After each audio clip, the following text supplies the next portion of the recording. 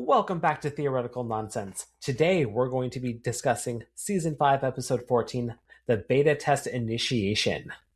We are loaded with flag facts, human bonding with AI, and we're food casting it up with popovers and wine pairing. Stay tuned. Welcome to Theoretical Nonsense, the Big Bang Theory watch-along podcast. No PhD required. We're the podcast that recaps all the episodes of The Big Bang Theory. No spoilers. So hop into your favorite spot, Make yourself a grasshopper, and enjoy the ride. Ahoy, Ryan. Ahoy, Rob. How goes it? Oh, I'm tired, but I'm ready to do this, though. We can do it. We can do this, because this is a great episode, the Beta Test Initiation. Oh, man. It was a good episode. I can't say it's my favorite episode, but it had three solid storylines, made me laugh, and nothing to really complain about. If it would have been Christmas, it probably would have been up there for me. Would have pushed it over the edge. Right? But yeah, I found a lot of great IQ points. Loved the storylines. It really advanced everything. Even like the B plots, like actually it's like B and C plots were just so good. There's just I have so much flag information today. I hope everyone's ready for our Vexillology session. I didn't know how much to do, so I basically just did the questions he asked. So I'm curious what you came up with, because I'm like, I could go further into this, but I'm good with just like keeping it surface level. So it's wild how much there is, how much knowledge there actually is. And now I actually do sympathize with Sheldon. It's like, I got some knowledge I need to get out. It's like, wow, there's a lot of knowledge out there. There's a lot of stuff on flags. And, I did one on 1937 to see what was going on in the world. And, of course, like World War II, we'll get to it. But I went down a rabbit hole for like 2 hours and like, I could just keep reading about this shit. Where the fuck was this? I had no idea. This is also a fun one right now because this is actually airing on our publishversary. So we've been podcasting for 4 years. Holy this shit. Is going to be airing on May 3rd, and our first publish was May 8th, 2022. So happy anniversary. Happy anniversary. I saw that email from, was it Buzzsprout or something, saying that we've done more recordings than like the majority of podcasters. Like I think I had a percentage, like more than 90% of podcasters or something. Like, wow, we're dedicated. We just keep slugging along.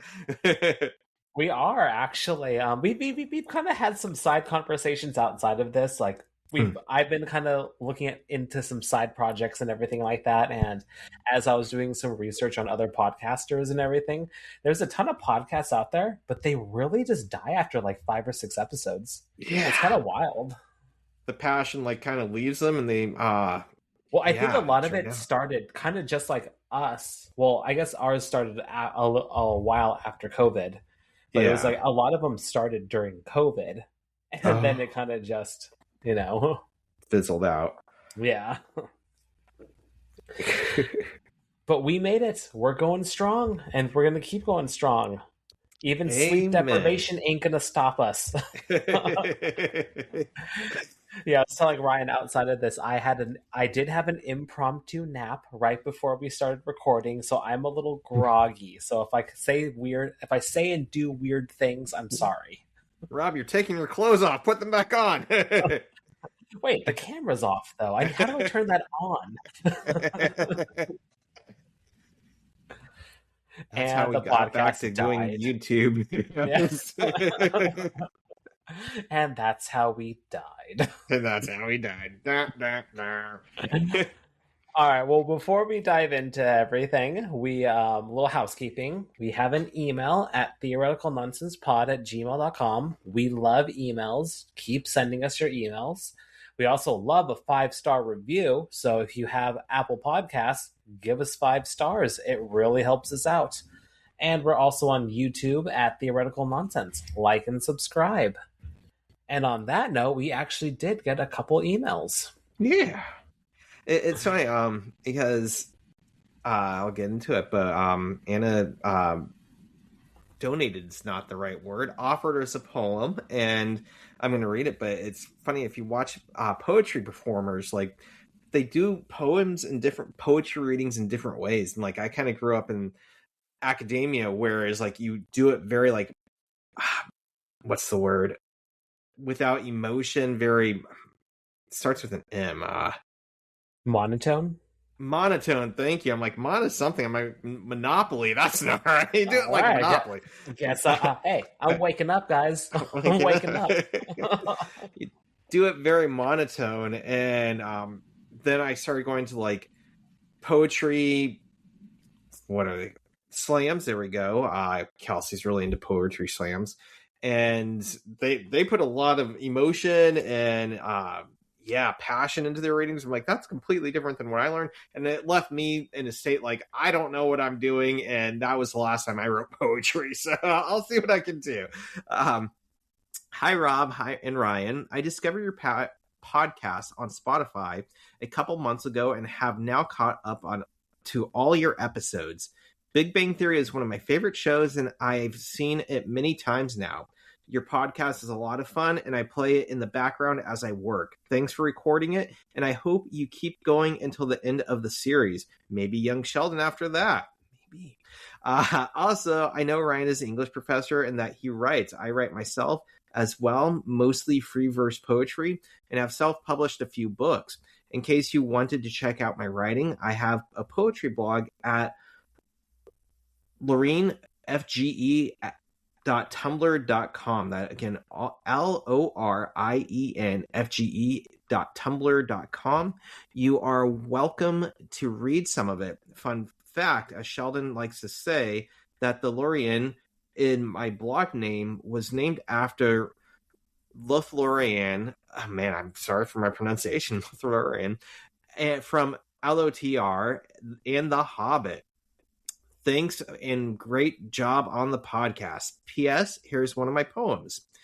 Here's where I get. There we go. Sighs trickle along the simple topography. Man, okay, let's start that again. It's topography, right? You can cut that out if you want to. We'll start over. Sighs trickle along the simple topography of closeness baptized, time, in nourishing humbleness eloquent, in the exhaled fluency of feeling it becomes so easy to convey, to comprehend, once the heart unfurls its lexicon, hovering, hummingbird-like before emotion, eager and ecstatic, iridescent in its enlightenment. Beautiful. I love it. Thanks so much for the email. Yeah, thanks so much. Yeah, I was going through your blog posts and everything. Yeah, you have some really good stuff. So thanks, Anna. We really appreciate it. So yeah, everyone check out Anna's blog posts. I hope I did it justice. So thank you for bearing with my... She's going to email us and say like, what the fuck? You butchered that. You butchered it. Never read poetry again. It's a crime against humanity, Ryan. Well, our other email is from Chris, our raffle winner.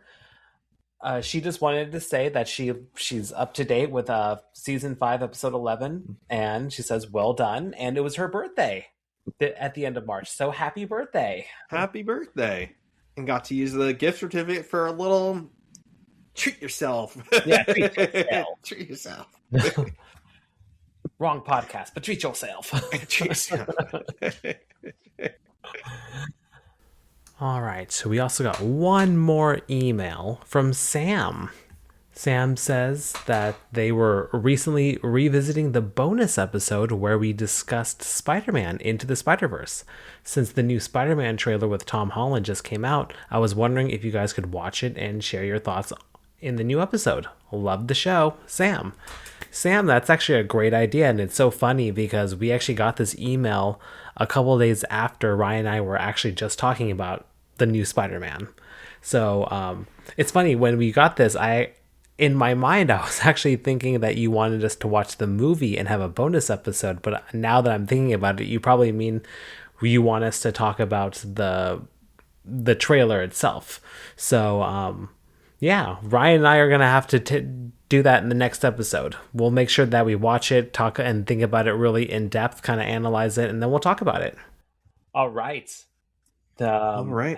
I think that's it for housekeeping. No new, Yeah. at least as of like a few days ago, we did not have any new reviews or anything. Here's anything. Yeah, so I Okay, think well, we we can just can get started. dive in. Season 4, Episode 14, The Beta Test Initiation, aired January 26, 2012. Directed by Mark Sandrowski. Written by Bill Prady, David Ghosh, and Maria Ferrari. Have we seen Maria before? I didn't recognize her think name. so. Yeah, I was gonna say new writer alert. And good job. This was a great episode to add to her credentials, so great. We start off in the apartment, and Sheldon has a camera going and a board in the background, and the board reads, Sheldon Cooper presents Fun with Flags. Apparently he's doing a video podcast.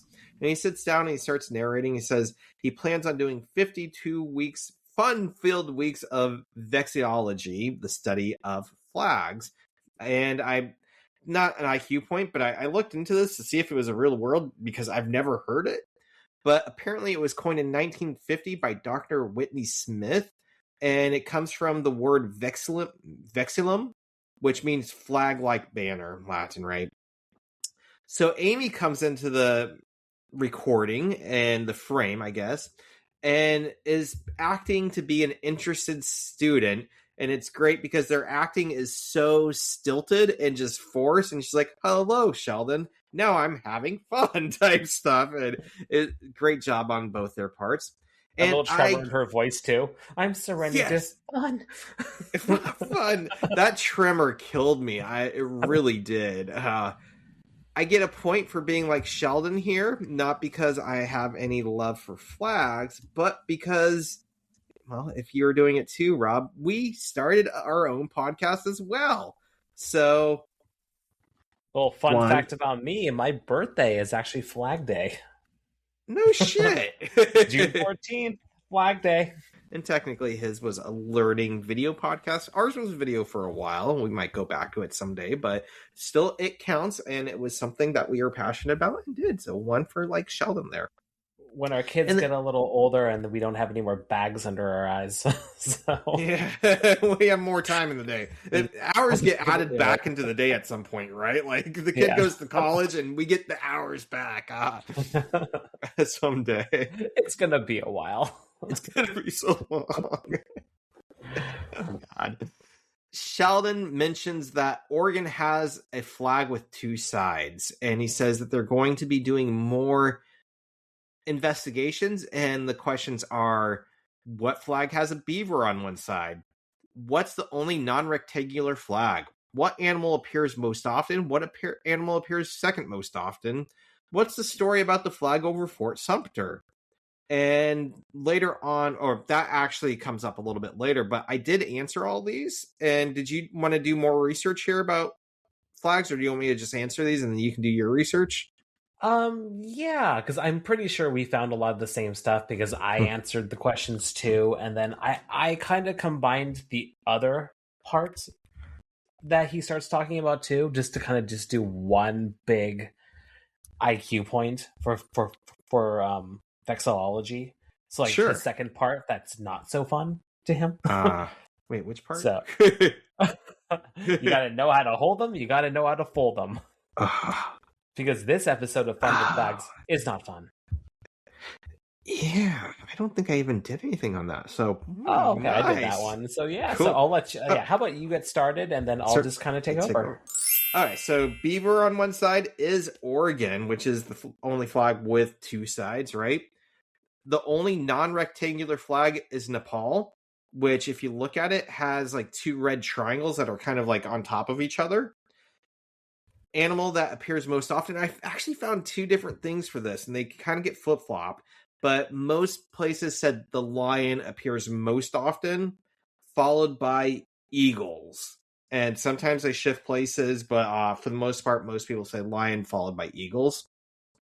And then Fort Sumter, and I wasn't aware of this, but apparently the 33-star storm flag from Fort Sumter in Charleston, South Carolina, was pretty big. It took place on the onset of, or it got damaged, I guess, on the onset of the Civil War during the Confederacy's bombardment of Fort Sumter on April 12th through the 13th, 1861. And because it survived, it became a symbol of the Union. And a gentleman named, where was it? Major Robert Anderson lowered it when the fort was surrendered and took it with him.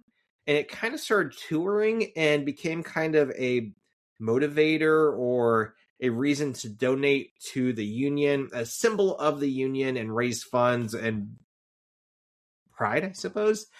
And then, what did it say? 4 years and 1 day later,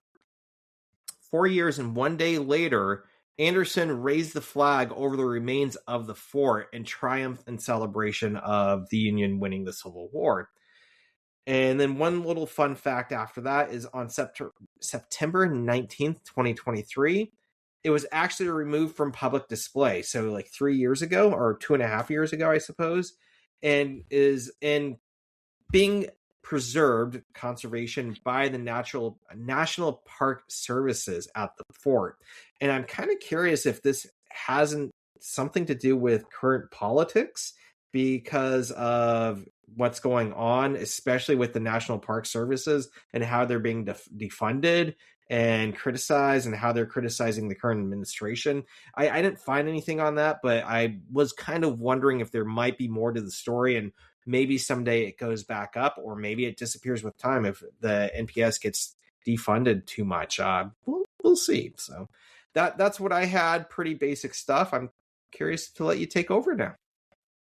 Yeah, to follow up on what you've already done, I actually did go a little bit further into answering some of the questions that Sheldon proposed. So Oregon being the only two-sided state flag, currently, yes, it's true, but that was actually not always the case. So Massachusetts actually used to be two-sided as well, but it was adjusted in 1971.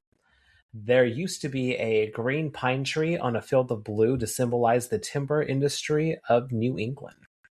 Oh, that's and then cool. Kansas also has this unique situation as well. It's depending how you think of it, it can be thought of being two-sided. Because they actually adopted an official banner in 1953, and apparently they are allowed to print the banner onto one side of their flag, so then it could technically be seen as two-sided, but not really. It really just depends how you think about it. That banner is, I think it's funny. Are you talking about the emblem or the flower? I did not make note of what either of them looked like. All I know is that I did the research that they have a flag and they have a separate banner, and some people just take the banner and put it on one side of the flag. And I just, I'm not familiar with the banner exactly, but I know there's like an emblem on the flag, and is it the state seal, I suppose? And I just remember it because I'm sure there's other ones like it, but it's a little like scene. It's a guy like plowing a field and like a little cottage and a lake and some mountains. And it's so weird for Kansas because there's no mountains really in Kansas, and it's like so dated. But there is a mountain in their hearts. Okay, mountains in our hearts. And so I grew up with this, not really knowing or caring all that much what it was. But I remember, I don't know, in college or high school, talking to my dad about flags. I'm like, more flags should be like the Kansas state flag. There's like a little circus and people going and getting entertained by clowns. It's like, what the fuck are you talking about, Ryan? And we pulled it up. He goes, it does kind of look like a little circus. But it's definitely not a circus, but there is like a little depiction. There's people like herding bison in the background. It's I like it. It's kind of weird, but a little bit Our of state history. flags are very intricate. As I was kind of sorting through them, they're very detailed. A lot of countries actually do have like a lot of detail and small little things in their flags, and it's not something you really put any notice into as like, you know, you're watching like the Olympics or whatever, you kind of see them, you're like, okay, that's cool. But then when you really like dissect the flag and like what they're going for and everything and the symbolism, it actually is pretty cool. All right. Next up, what animal appears most? I found the same thing. But the eagle is definitely in America. It's number one in America because, like, I guess a lot of the state flags have an eagle on it, but worldwide, I found that it's a lion. And then he also asked what animal appears second most. And I couldn't find that much information on second most because, you know, no one cares about the first loser. Right? If you're not first, you don't matter. But if you're not first, you're last. But exactly. But if you're not a lion, you're nothing. Yes, you're just trash. You're a trash lion. You're a trash lion. But in the United States, apparently it's a horse. Is the animal that's second most appearing in all the flags. And then it's cattle and then buffalo. And then I also looked into why I never really thought about this, but why do we use a white flag to symbolize surrendering? Because that's Amy just flashed that around. I was like, it just got me wondering. I was like, why is that? And it's because the color of white is a symbol for peace, purity, and innocence. So wave the white flag for surrendering to peace. Which is interesting because in Asian countries, white is basically like black, right? It can represent death and like spirits and ghosts, and so it kind of means something different. I just know in Japan, like a lot of women would wear like red for their wedding dresses. And I'm like, why are they wearing blood? And people are like, that's like good luck and fortune. I'm like, oh yeah, that makes sense. And white means like something that light buried and in fire. Yeah.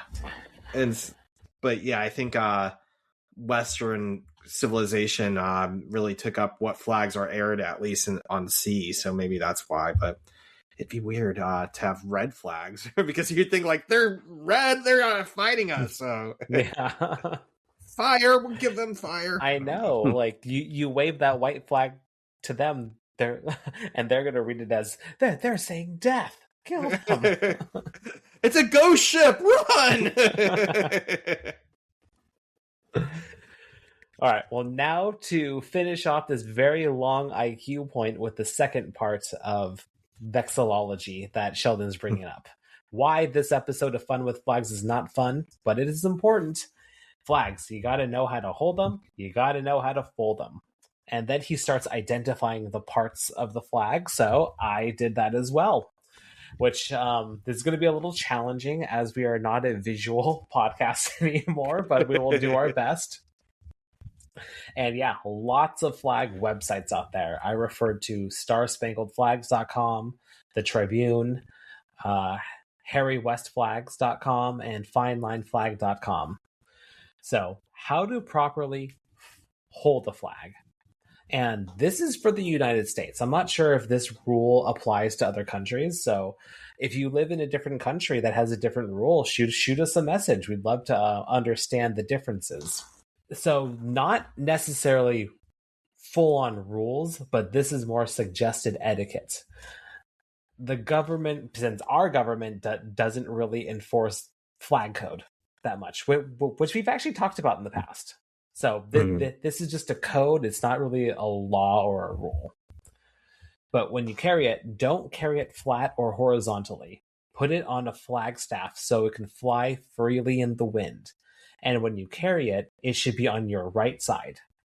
Basically, you're not supposed to just, carry it, like crumple it up or carry it and everything like that. It needs to be held with respect. Walk around. Yeah, shouldn't do that. Not recommend. You know what? It's not a law, though. It's just etiquette. It's not a law. So do what you want, I guess. How to fold it. It needs to be folded into a triangle. So basically, if you're holding it out, it takes two people to do it. So if you're holding it out lengthwise, you're gonna fold it in half, hot dog style. So like lengthwise, and then you're gonna do hot dog again. And then basically like a little paper football, you're going to start folding it into triangles. But you want to start with America. We have with the colors of the American flag, there's the red part and then there's like the blue part and everything like that. You want to start on the red end. So then at the as you fold it into the triangle that makes the little football, the football triangle, the stars will be on the outside. And then it's just tucked in. So that's how you properly fold a flag. And here are the parts of the flag. So there's core parts, and then there are smaller parts depending on the style of flag you have, whether it's held up by tabs or thimbles or a sleeve or something like that. So we're going to start with the hoist, since that's the part that Sheldon mentioned. The hoist is used to refer to the half and edge closest to where the flag is hung. It also refers to the distance from the top to bottom of the flag. And this is confusing since it's a vertical measurement, but it describes the flag's width. Now, if the flag was to be cut in half from the center, there's a hoist side and a fly side. The fly side you could remember easily, since that's the part that's not attached to the pole and it's flying freely in the wind. Now if you imagine the flag is cut into quarters. So there's the upper hoist. So imagine that the flag is broken into 4 quadrants, and each quadrant is named for the edges it borders, and the upper hoist is the upper left corner. Then there's the lower hoist, which is, the lower quadrant of the flag, nearest to the flagpole. Then the other side is the fly. Like we said, it's the fly side. It's the part that's not connected to the pole or anything like that. It's flying freely in the wind. There's the upper fly, then the lower fly. And then there's also the position of honor. The position of honor is generally the upper hoist. So like the kind of the top left area that's connected to the hoist, the pole.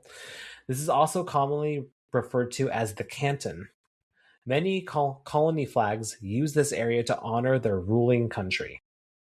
So Australia is a perfect example, which is now independent, but the flag of Australia, basically it's that blue, it's like a blue flag, but then the position of honor, the upper left, kind of has like that little red little cross thing.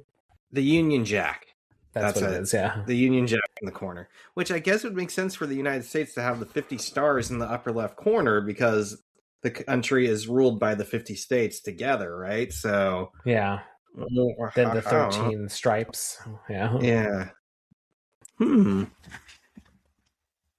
Yeah, that's what I have for flags. So we are full of flag knowledge, and I hope you all remember it. We will test you later. There will be testing, and I've already failed.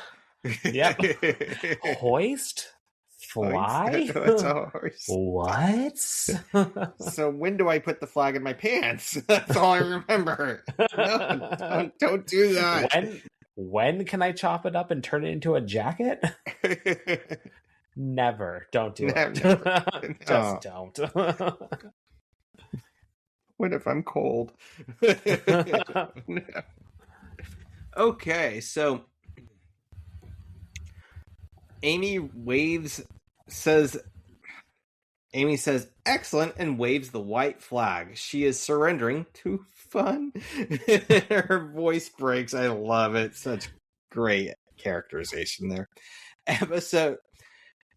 Where was I?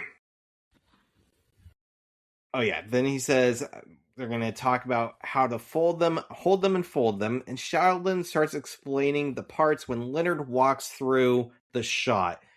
Sheldon yells, "Cut!" And Leonard is leaving because he has to go to dinner with Penny. If you remember last episode. I do want to call out that I do think that Leonard's a dick in this scene. That is so much room behind the camera to just walk like the 2 feet around it. It's like, why'd you have to like cut right through? And like, he could have waited for a break or a cut. Maybe they were doing the whole thing in one go. I doubt it, but he could have walked around too. Yeah, I give it to, maybe he's nervous because he's going to dinner with Penny and he's just not thinking, in which case he could have apologized, but like he doubles down on like, no, I have to go. Like, he was okay. And I think he was kind of a jerk for that too. So last episode, he had the daydream of getting back together with Penny. And at the end of the episode, he does go and asks her out. And so they are kind of jump starting from there, and they're going out to dinner. And Sheldon says he's like the flag over Fort Sumter, but he's still there. Take two. And they start going again. As Leonard leaves, Sheldon starts from the beginning. Amy rushes in again, but this time the white flag has a face on it. Apparently it's Ferdinand T. Flag, or Ferdy Flag. He might bring in some younger viewers, kind of like a mascot. And I love Sheldon's response. Instead of saying that's them, he's like, that's a great idea. And like starts over. He's like, why didn't I think of that? So he's all aboard the mascot of Ferdinand T. Flag, Ferdy Flag. Well, good call out on the him just doing like one take. It's very obvious that he's trying to do all this in one take, which I do respect that, because he's trying to be as efficient as possible and not worry about the editing process, but the editing process will save your life.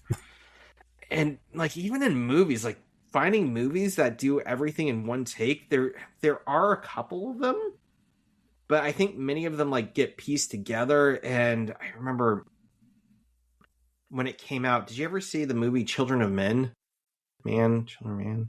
I know it's an older movie, and I don't think I've ever actually seen it. There's a scene with men where Clive Owen is like in a battle, and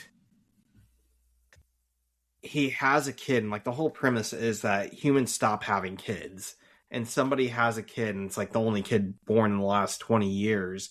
And he's in the middle of this like war front, and bullets are flying, and he's trying to make it like from point A to point B. And like, I think it's only probably like a 2-minute shot, but it's kind of famous because of so much happening and trying to get it all in one shot. But shooting just like that long of a scene is a pain in the ass with everything choreographed. That's what, it's not a whole movie, but what was it? Smashing Pumpkins have a music video, Ava Adore, and it's like one shot, and it's only a few minutes long, but it's kind of epic just because it's one shot. It's so hard. So yeah, he might be thinking of saving time on the editing side, but sometimes it's better just to edit and fix it and don't rely on one shot. Well, that's like a big style right now, and I have heard like a lot of like movies have been doing that, like where to an audience member it is one shot, but they do find a way. I watch like some behind the scenes, and they still do find a way to like do cuts and everything like that and piece it together, but from an audience perspective it looks like it's been done in one cut, which like looks great and everything like that, but camera will go blurry for a second, and in the blurriness they'll piece it together, or it'll like go down and like be in a dark scene and just like go, and it looks like they just like went out of focus. I don't know. There's some handheld like films like that. Yeah.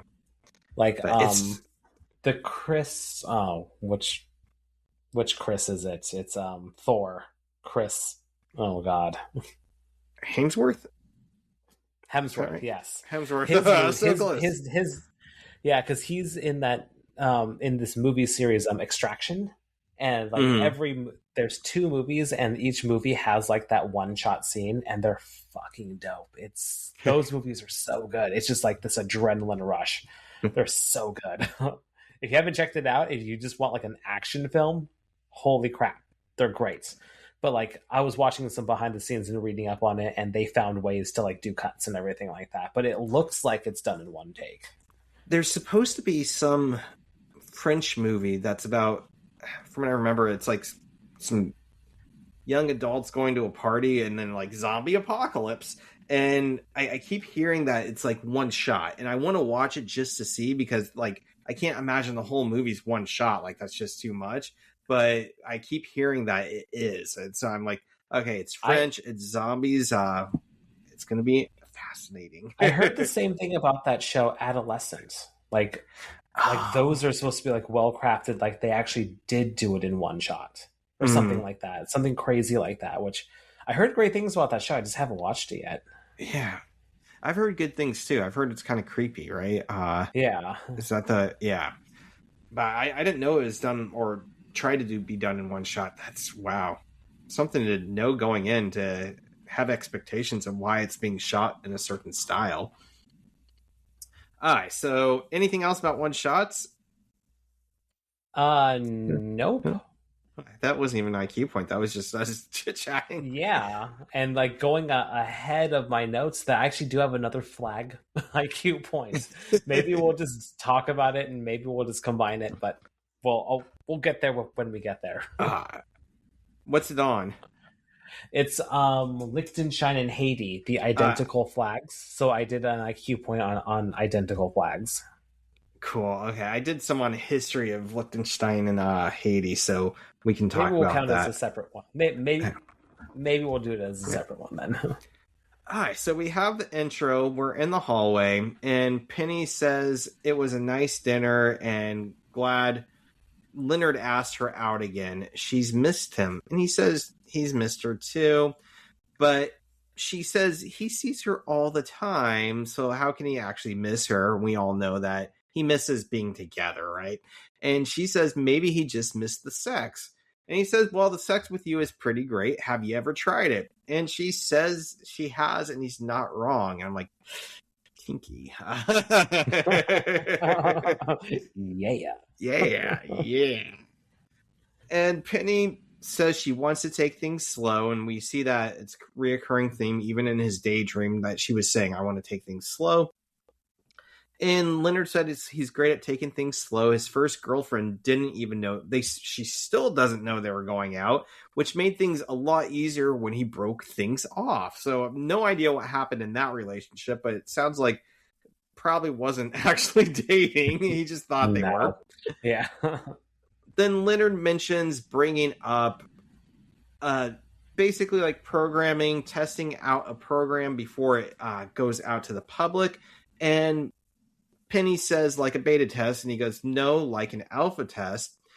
A beta test is when it goes out to people outside the programmers, and an alpha test is supposed to be just the programmers. And I looked that up, and it's technically true, but it's weird because I know I've been part of alpha test or alpha programs, and I'm guessing it was probably independent developers or like sole developers with one person. They're like, this is the alpha, and if you want to play it, go for it, or if you want to use it. But then there would be a beta after that, and then like maybe they take feedback on the beta. But I know have had alpha video games in my library and played them, and then I've had beta stuff too. But yeah, technically alpha is like for the programmers to try out and experiment with a program to see what the flaws are, what the problems and bugs are to fix.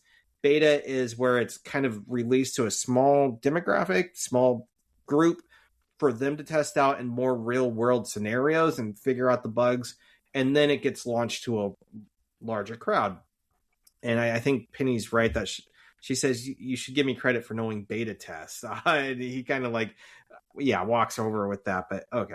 Leonard says, like a beta or alpha test, they should keep a list of issues and give them to each other, exchange them so that they can figure out what's wrong and try to fix it in this relationship this time around.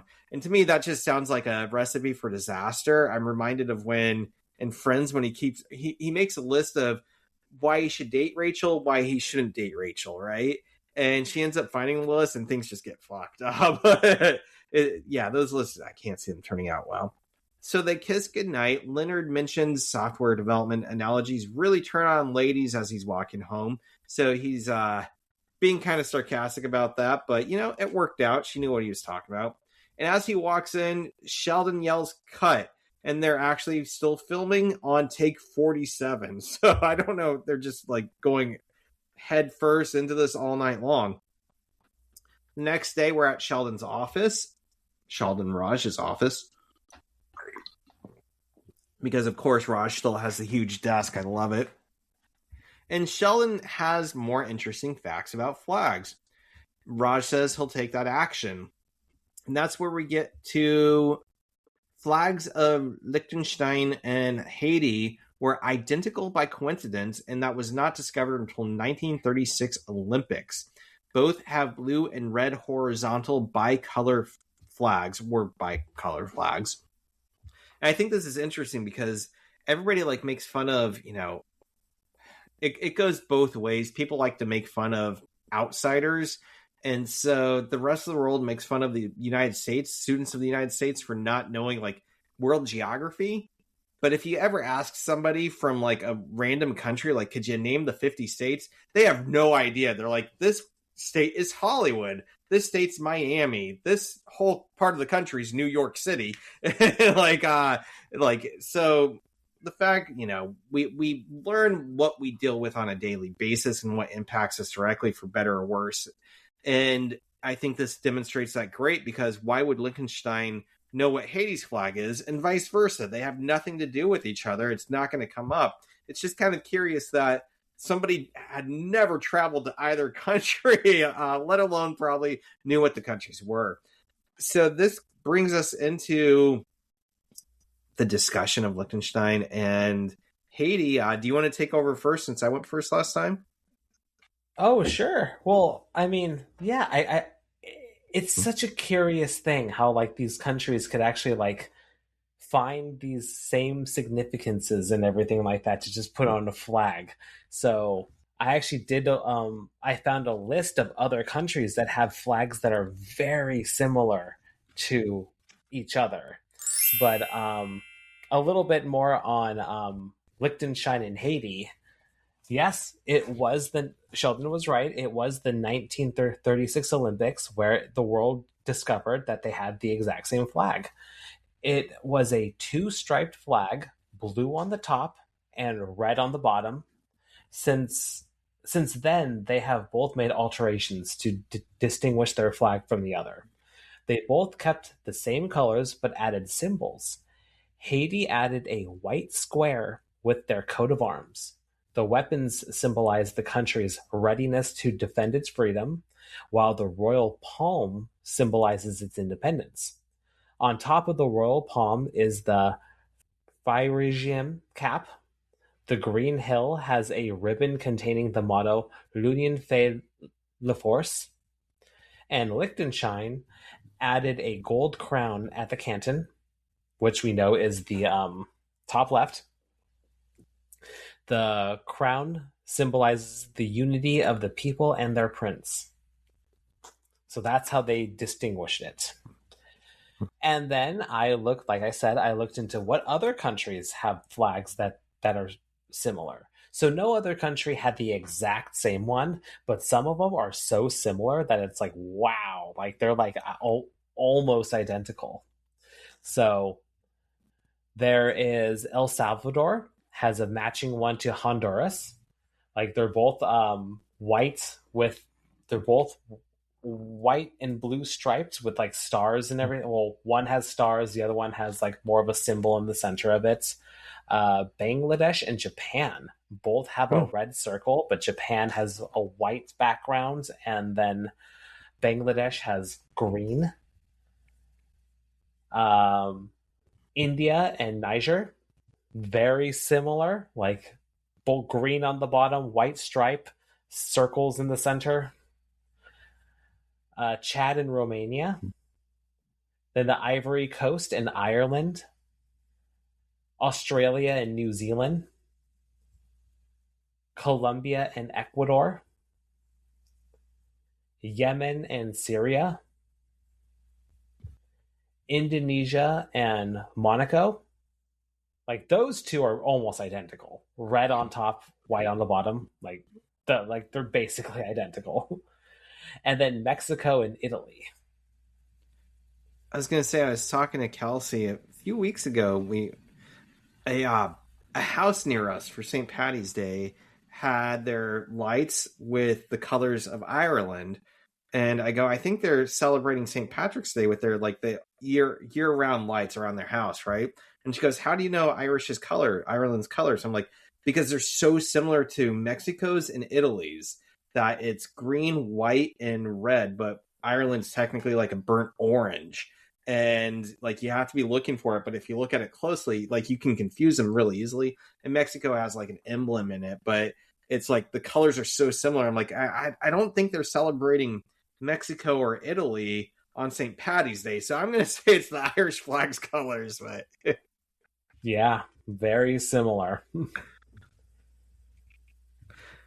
oh, kind of random, but you remember a few weeks ago we were talking about the philosopher Friedrich Nietzsche? Yes. And I said that I was always pronouncing it Nietzsche. Does that sound familiar? Yes, I do remember this conversation. I can't remember what I was watching, but just like 2 days ago, I was watching something where they said Nietzsche.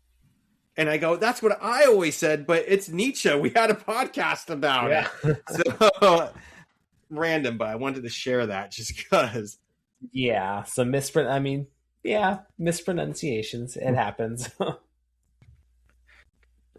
But that's what I had on flags. All right, so I took this a little bit further on the second part because he says that this was in 1936 Olympics, and in 1937 they started changing their flags a little bit, and you talked about how they changed them. And he said that the embarrassment was overshadowed by the rise of fascism. And so what was going on in 1937? Well, the start of World War II, right?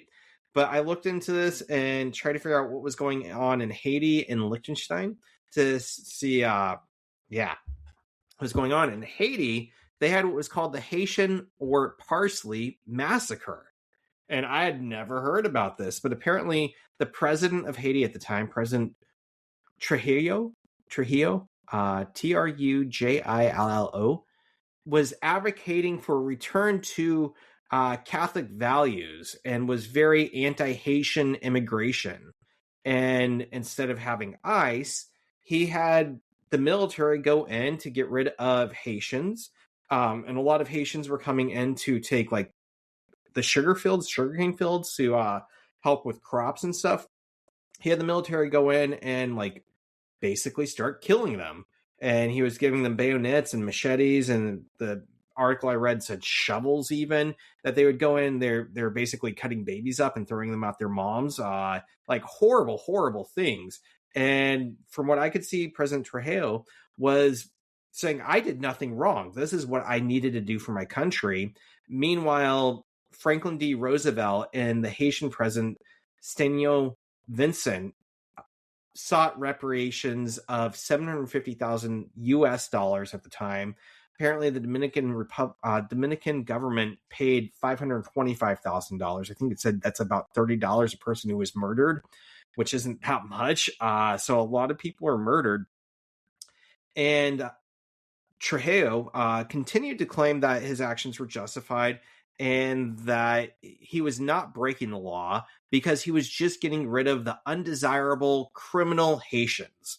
And feels like horrible thing to get rid of undocumented workers. And again, Dominican Republic and Haiti are like the same island. There's like a boundary, right? But it's not like, I don't know.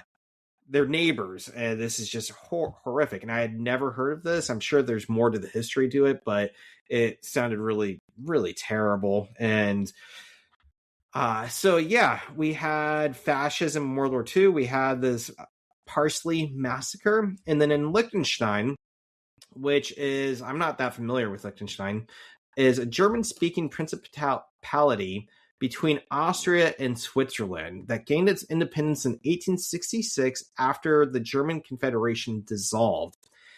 And apparently in 1937, they were dealing with kind of a case of espionage. And again, this gets into politics that I don't understand because it's so much deeper than like reading a brief blog on it. Like it's not enough for me. But there was a guy there named Karl Freiherr von Vogelsang, and he was apparently leading a party that was, what was it called? Developing towards Nazism. basically Nazi sympathizers and pushing for Nazi agenda. And he apparently was allegedly sending letters to Nazi Germany about the Jews there. And I don't know if it was getting it ready for invasion or setting it up for German Nazism to take over, or what it was, or to bring more Nazis into Liechtenstein. But apparently at the time, the prime minister had seemed like a search, I guess, of Vogelsang's offices and to figure out what was going on, and found the evidence, and Vogelsang apparently fled the country. And then a lot of people were debating whether or not the prime minister had illegal actions in searching the offices and acquiring the evidence and all this other stuff. But for the rest of World War II, Liechtenstein, my understanding, has stayed pretty neutral, and that this was kind of the start of that battle. Are they neutral, or are they having Nazism invade and influence and take over their principality? So that was my cue point, that there was stuff going on, and I guess Liechtenstein was definitely World War II related, but Haiti was its own separate thing that was awful too. Howard comes into the office and wants to see Raj's new phone. Raj offers it to Howard and says that they can pull the plastic off the screen together. That's supposed to be like the best part. And it's kind of funny because some of my friends, Jacob, sometimes we like post ourselves pulling film off stuff just so that everybody can enjoy it. So I understand where they're coming from. Oh yeah, and I will say, like, this scene kind of hits me because I feel like I haven't done it off my phone in a long time, because every time I buy a new phone, it's like usually like at the place and they set it up for you, and the technician just does it for you. It's such a like, oh, that hurts. You know, asshole, you took it from me. I want a new one. Get me a new one. I don't want that one. Send that back. I guess I'll have to buy a new TV now just to get that satisfaction. It was funny. I had something that I can't remember what it was, but I had it for years and years, and I want to say it was my water rower. I don't know, but there was plastic on it that I didn't even realize was there, and like it started bubbling up, and so like I sent to them like, "How long have you had that on there?" And you just left the plastic. I'm like, I don't know. But it was still as cathartic pulling it off like 7 years later. So yeah, Raj and Howard pull the plastic off, and I love Raj's like, "Where are you going with that? You got to do it slowly and savor it." And they're like, "Oh yeah," as they pull it off. Oh yeah. Sheldon brings up a flag with 2 cows on it. It's Andorra, and apparently this is a vertical blue, yellow, and red stripe flag.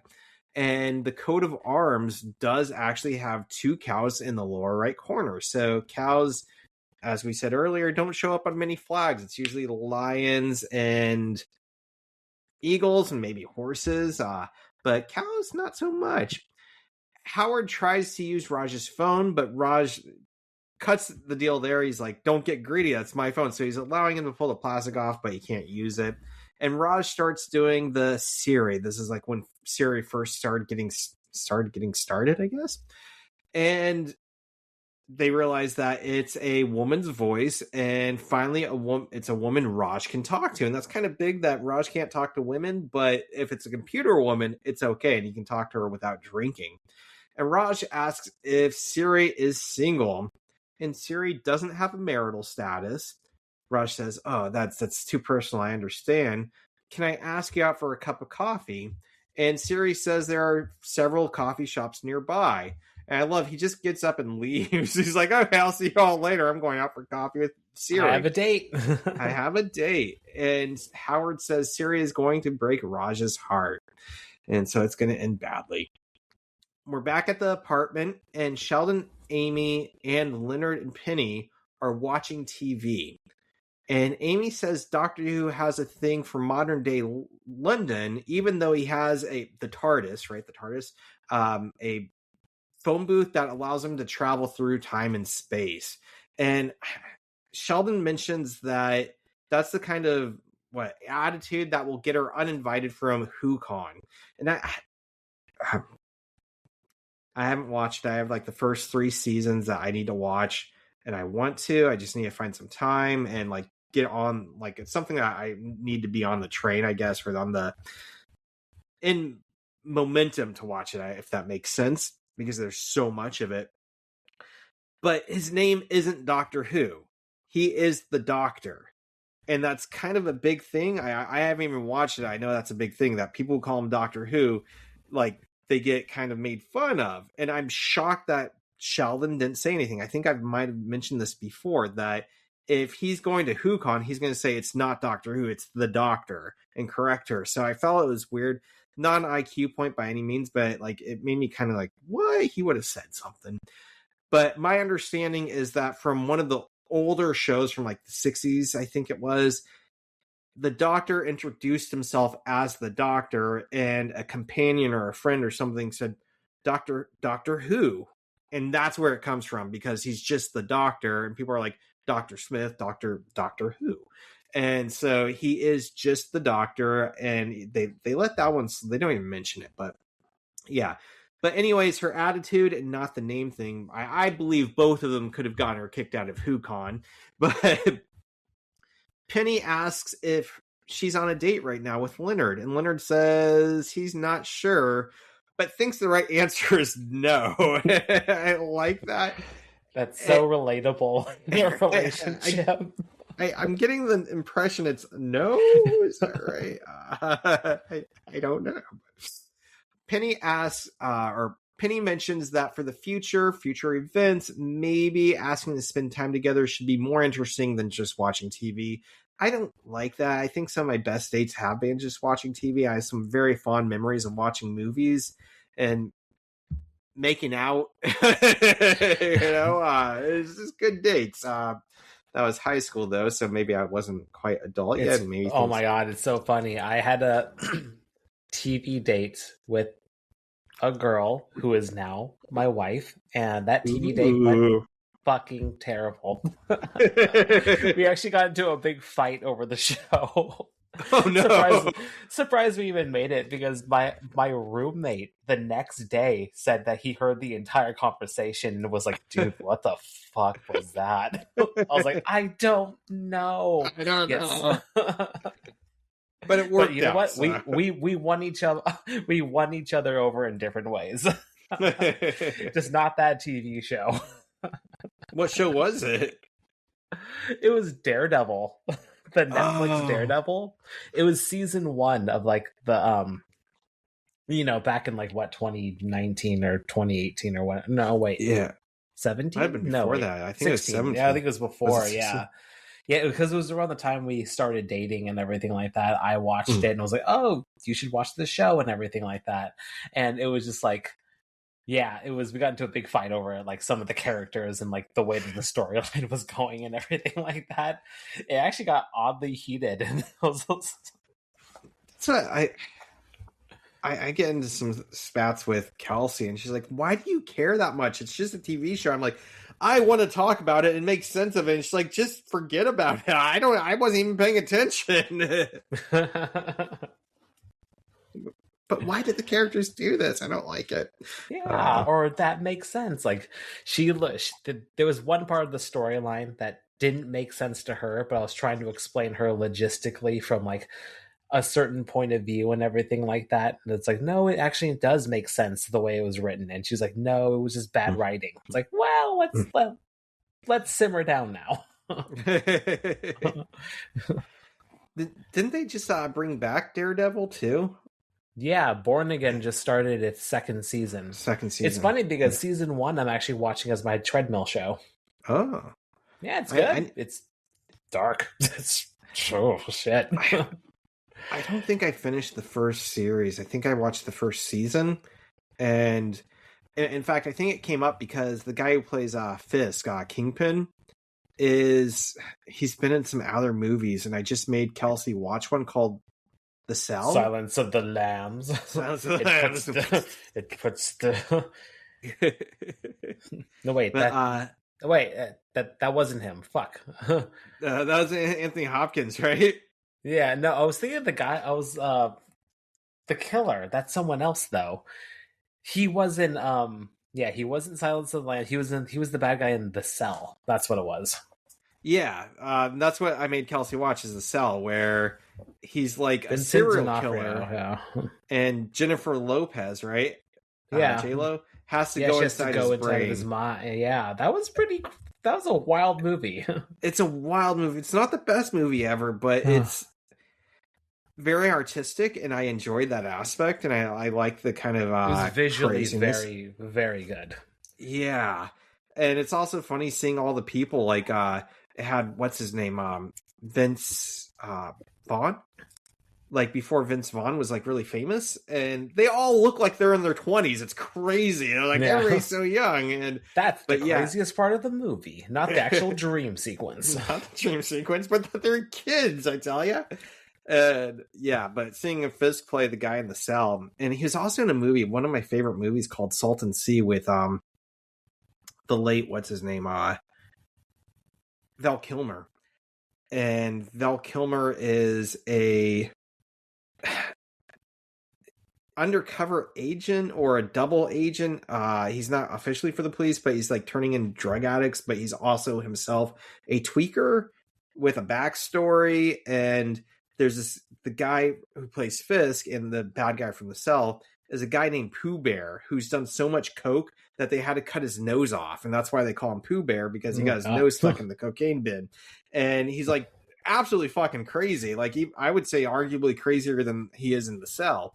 And Val Kilmer has to deal with him, and it's just the guy who plays Fisk, Kingpin, is an excellent actor, and I would watch anything he's in. He's fantastic. Oh yeah, he's great. Yeah, honestly, watch it just for him. His representation of Wilson Fisk as the Kingpin is amazing.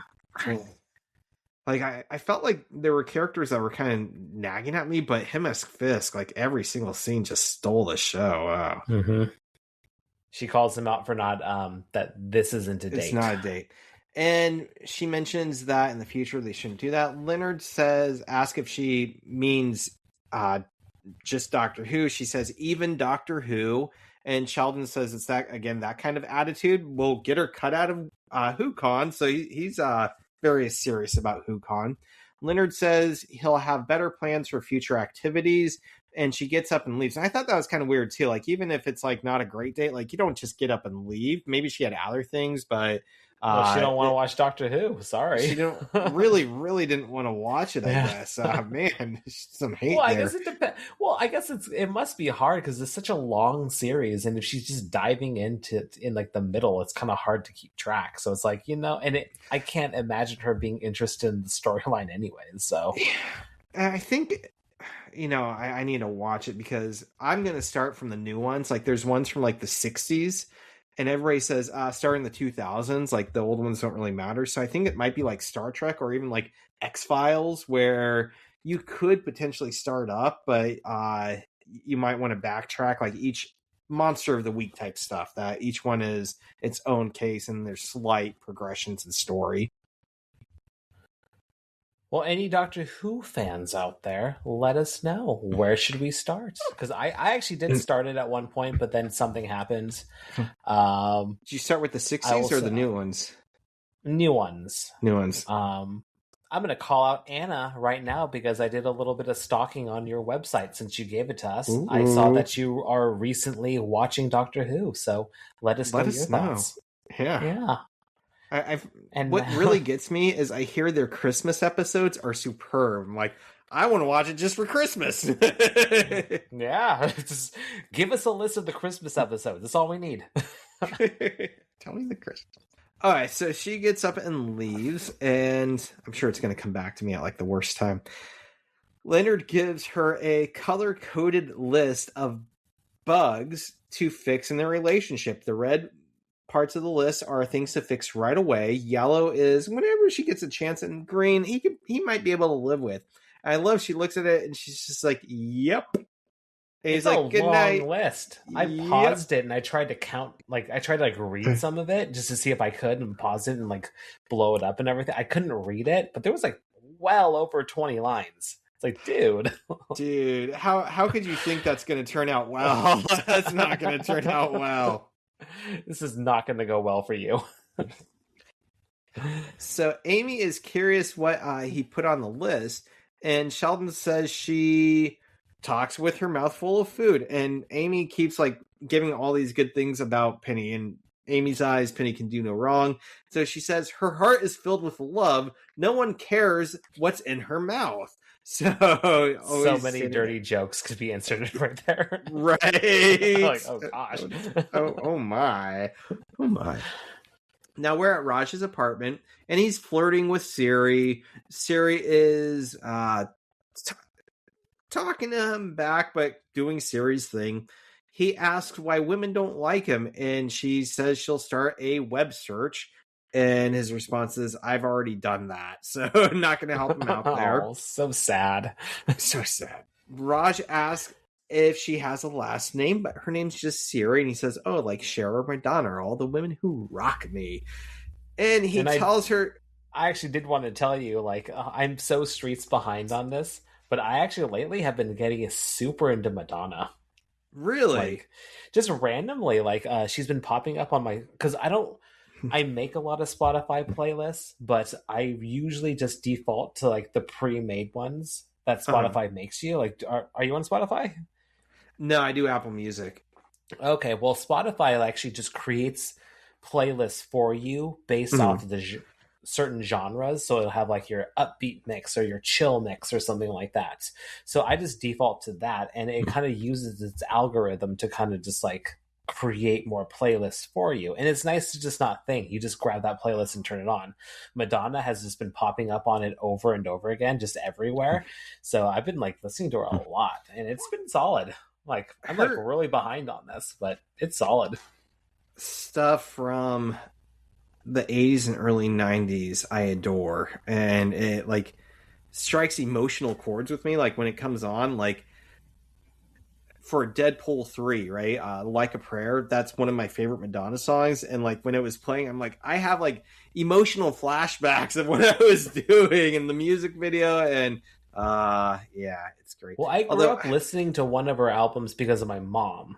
Yeah. And then, but now it's like, her one from the late 90s of Raylight, that's actually really solid album. Like the whole thing is like, wow, this is really good. I might need to give it another chance because I was in high school and kind of angsty, and I remember like not really enjoying it. And then listen to it as an adult now, like to try to appreciate not as your angsty teen, because like I was the same way. It's like, oh, angsty teen Madonna, no thank you. But now as an adult, I'm like, ooh, adult contemporary, hello. I was listening to an interview with this band, lead singer of a band called Walking on Cars, an Irish band, and the guy said something very similar to this. It wasn't a Madonna album, but he goes, man, what was it? Like women's voices from Ireland. He goes, yeah, I grew up on this song. It was in my mom's car, as I'm sure it was in every Irish boy's mom's car, and we all listened to it because of our mom. So I'm like, you know, I don't know that album, but I know exactly what he's talking about. So, we all grew up with Madonna. Yep. Still rocking it. Still rocking it. So Raj says that she can call him Raj, but then switches his mind. He's like, you can call me sexy, right? He switches it, and so she starts calling him sexy. And she is, what? She will do that from now on, and you can tell he's liking the fact that she's like, okay, sexy. But of course, it's in Siri's like mechanical voice. Oh, okay, sexy. Right? And nothing hotter than that. But Raj, you know, he can talk to her, so it's going well.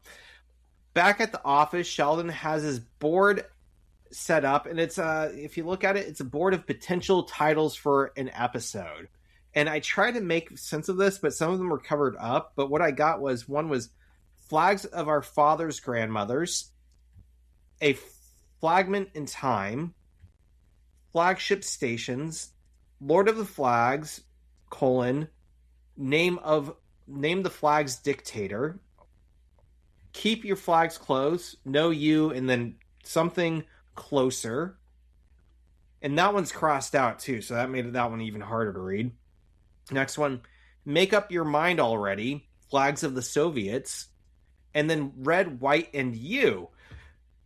And that's the list I got, but it was kind of hard, and I had to freeze it at different angles because he keeps moving in front of some words. But that's what I got. I did like I don't know, the Lord of the Flags, name the flags dictator. Name the flags by the flags dictator. By the flags dictator.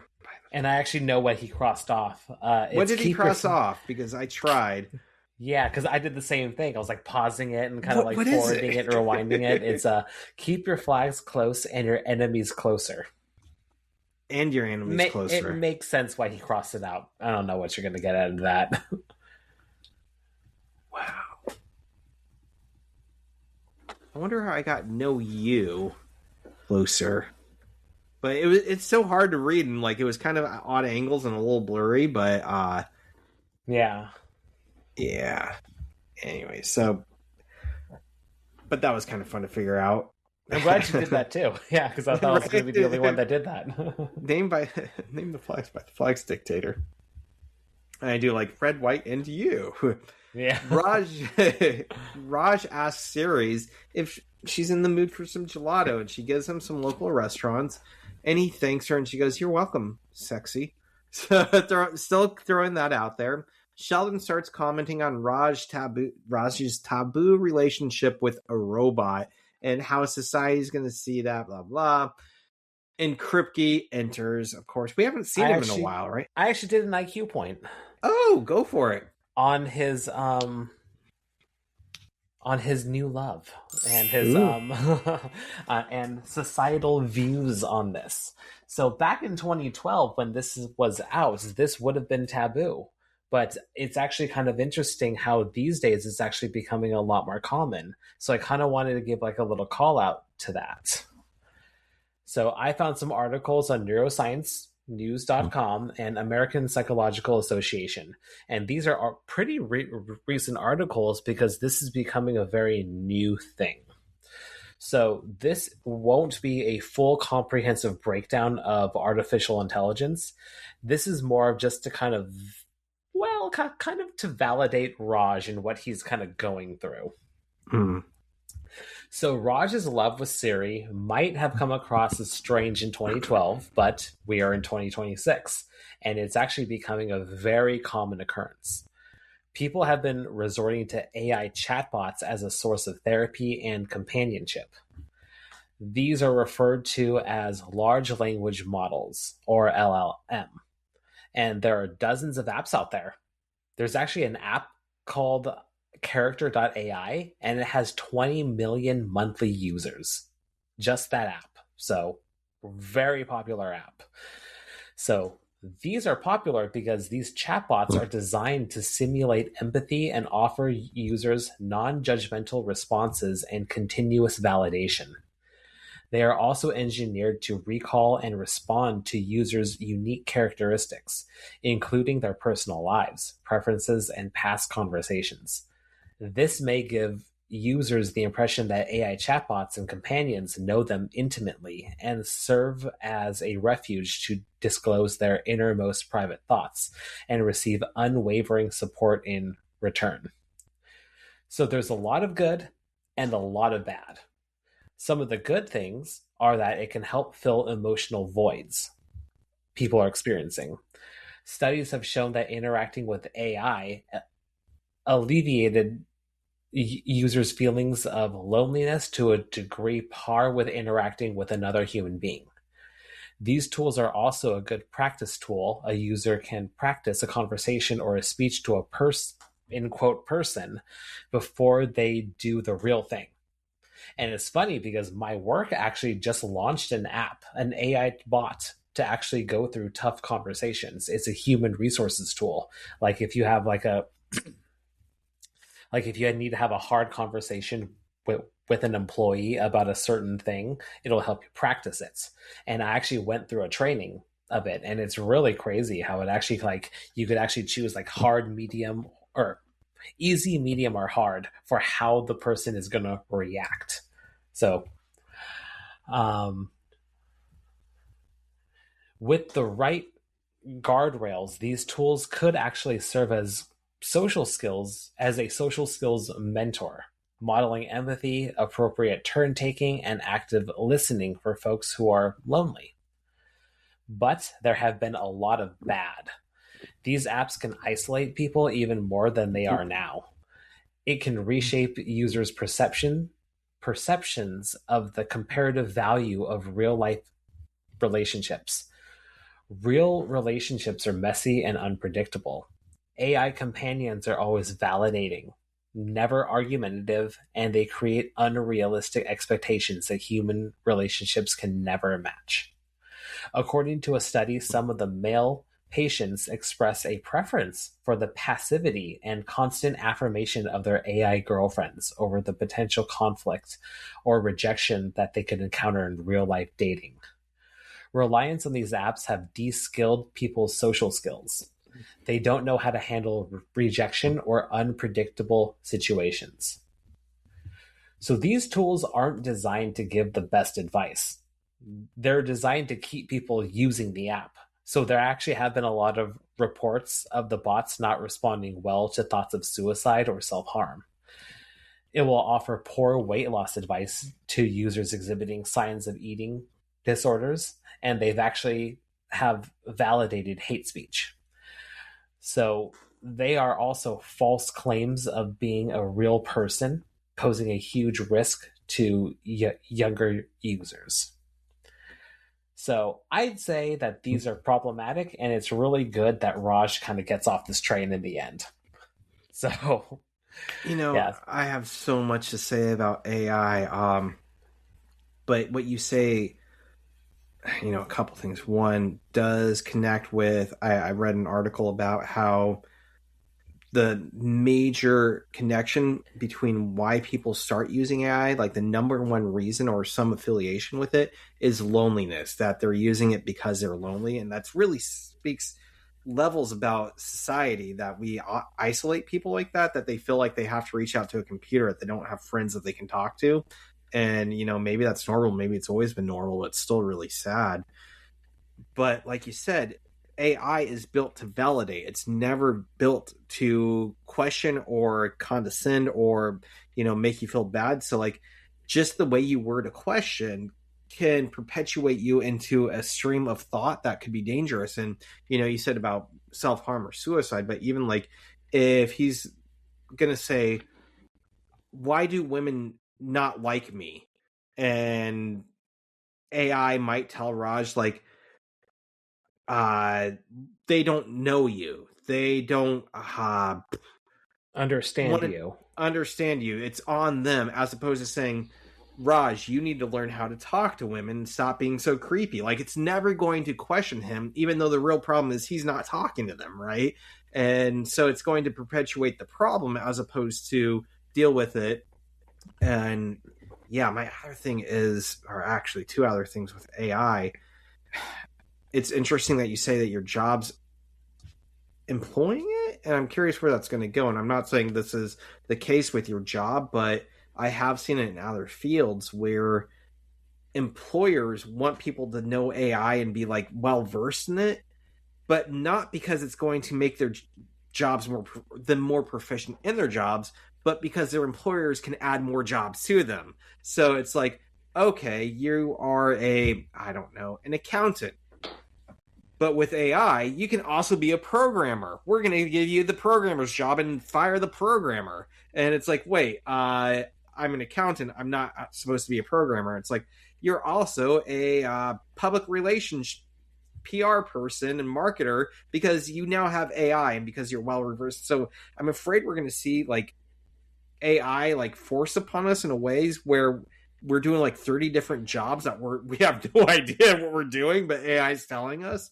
And that gets to my last point is my dad sent me an article today about the best show on Netflix that's building up and just blowing up stats and everybody in the world's watching it and talking about it. He's like, I can't find this show. I'm like, it's an AI article. They just fucking made it up. The show's not real. So AI's ability just to hallucinate and make up shit to validate and gain clicks because it's programmed to do so, it's dangerous. Raj is like you said, good to get off this bandwagon before Siri became what it is today.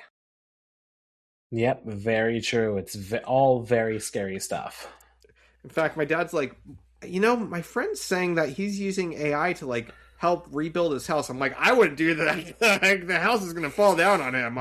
And like, he sent me this article. He's like, that's exactly why I would not use it to help me rebuild my house, because it makes shit up. It's not the house's or it's not your problem, Ryan. The house just doesn't know you. Like, okay. AI definitely needs to be treated as any source of information these days, where it's like you need to take several grains of salt. You need to really look at the source material for where it's drawing from, and you really need to cross-check. Like, the scary thing is, like, a lot of people are just going to AI, asking a question, and just taking that as fact. Yeah. It's like, you really can't. Can't do that. And we're going to see this really weird, too. And, like, I see AI papers. I suspect, like, 90% of students use AI in some way, shape, or form on their papers. Some a lot more so than others. And I'm having to draw the line, like, okay, they're using it to structure their paper, but they're adding in the details, so I'm okay with that. Versus they just copy and pasted the prompt and got a submission that they copy and pasted into the submission. But we're seeing AI is going to be, what's the word? Capitalized? Is that the word? Turned into a product that they can capitalize on. There, like Facebook. For the longest time, Facebook had no ads and no subscription fees, and people were like, we need to make people subscribe. And Zuckerberg was like, no, let's see what's going to go on. And that's basically how he became a billionaire, is because he waited till people were hooked, figured out how the algorithms were working, figured out how it was triggering serotonin, and then marketing it with advertisements and clickbait, right? And it's kind of progressed through the years, but I think he got pretty lucky with it to some degree, but also knew how to market it. And now we're going to see AI marketed like that, where, like you said, it's designed to get people to keep using it. Mm-hmm. And then it's going to start advertising. So people are going to get product placements in their AI feedback. And I'm curious how many papers I'm going to get that are going to advertise like products, like Ryan needs to go to Safeway. I'm like, that's not a fucking essay. I don't know. So I have a lot of thoughts on AI, and it's terrible. I'm scared. Anything else on AI? Nope, that's what I got. Cool. Man, I could talk I know. Yeah. I had a student's parents email me just asking like for some thoughts, and I had like an extra hour to kill, so I spent like 4 pages of an email about my thoughts on it. And Kelsey's like, they didn't want to hear that, right? I'm like, I don't care. They get to hear it. Yeah. Hey, you approached the teacher. You asked the question. Here's your answer. I had a free hour. And you wrote it through AI. I remember AI gave me this list. The real kicker, that was AI. Yeah. Okay, so Kripke comes in, and we haven't seen him in a while. So, and I don't know. This kind of bothers me because I feel like they're making fun of his lisp a little too much. And some of it's funny, and his character, like, I think they get away with it because he's not a likable character. So if we can latch on something... I think that's the only reason why we're getting away with it. Yeah, if he was like an actual good person, like this would just be awful. But he's kind of terrible. So Kripke says, that they are going to push a retirement party up because one of the professors urinated in the particle physics lab, and they gotta get rid of him. And Raj sets a reminder with Siri to make his famous popovers. Kripke says the voice recognition is pretty terrible and tries to give some examples, but it becomes very clear that his list is confusing Siri. So when he says restaurant, he's saying restaurant, and Siri's saying, I don't know what a restaurant is. And she starts calling him Bowie instead of Barry because of his lisp. And again, kind of making fun of him, but he ends it with saying that, Raj is saying, be kind to Siri, she's a lady. And Barry says, that lady took pics of my junk last night for Craigslist. And no part of that makes sense to me. Like, okay, Siri's taking the pics for you. Why are you posting them to Craigslist? Like, that's not even a porn site. Well, Like he's if you looking for said takers. takers, yeah, shit. If it's like Is Craigslist? Pornhub, I mean, because at one point, didn't people use Craigslist as for like personal, like the personals? years ago, I looked through them just for like online dating, and I think most of the online dating just very quickly spun into prostitutes or escorts or something. Porn. It was not very. I got out of there because I don't think it would have given just my computer a virus. Let me say that. But I think it's still around. I sold my last car on Craigslist. I just put it up and like somebody came by and bought it very quickly. And I don't think they scammed me. I got what I asked for. They had all the, that was the weird part. They like, I started printing off some paperwork and they're like, I have it all, just sign here. I'm like, take the fucking car. I don't want it. Cool. Yeah. Cool. And you're disease free, so you're good. We think, another couple of years just to make sure. You never know. Should not have shaken hands. Well, in the spirit of always trying to turn this into a food cast, I did a little bit of research on popovers. Ooh. Do you like popovers? Have you ever had a popover? What is a popover? I for some reason he said it and I was thinking like pizza bites, and I don't think that's what he meant, but no, not even close. I like he's gonna like just reading it. I said that's popover, not pizza bite. And I don't know why I was picturing him like making little pizza bites and microwaving them, and like I was off on a different level. Those are good too. But I actually used to make popovers like all the time at the restaurant, at one of the restaurants that I worked at. So I love popovers. And what is it? A popover is a type of bread usually served as like a snack or a bread starter at a meal. It's simple ingredients: flour, eggs, milk, water, and salt.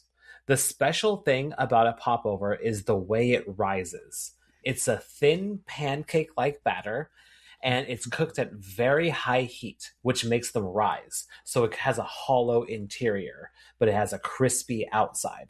So it's like really soft and like eggy custardy on the inside, but like I said, it's hollow. And they're usually not made with drippings or lard, generally made with just a lot more eggs.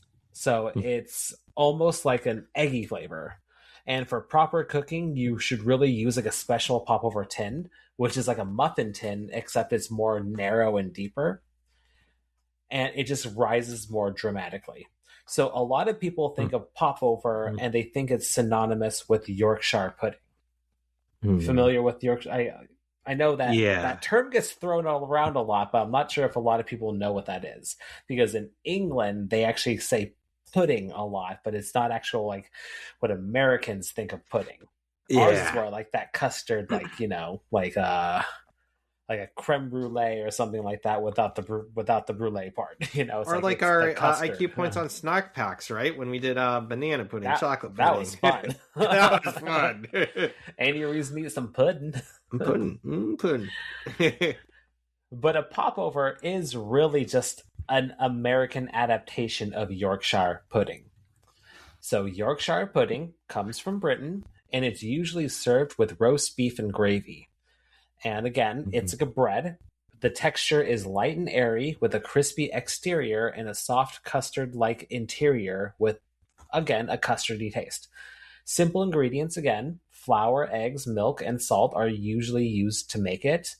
But the defining thing is that you really need to use some sort of lard or the drippings to make it. Like, that's the key. And you generally cook these in a muffin tin. So it's a little bit more shallow. So it's made in a baking tin. It's made in a muffin tin or a shallow baking dish.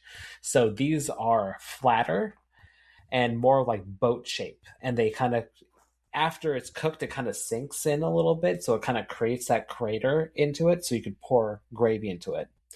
So a popover and Yorkshire pudding are very similar in taste and well, I wouldn't even say texture, just in kind of taste in the ingredients.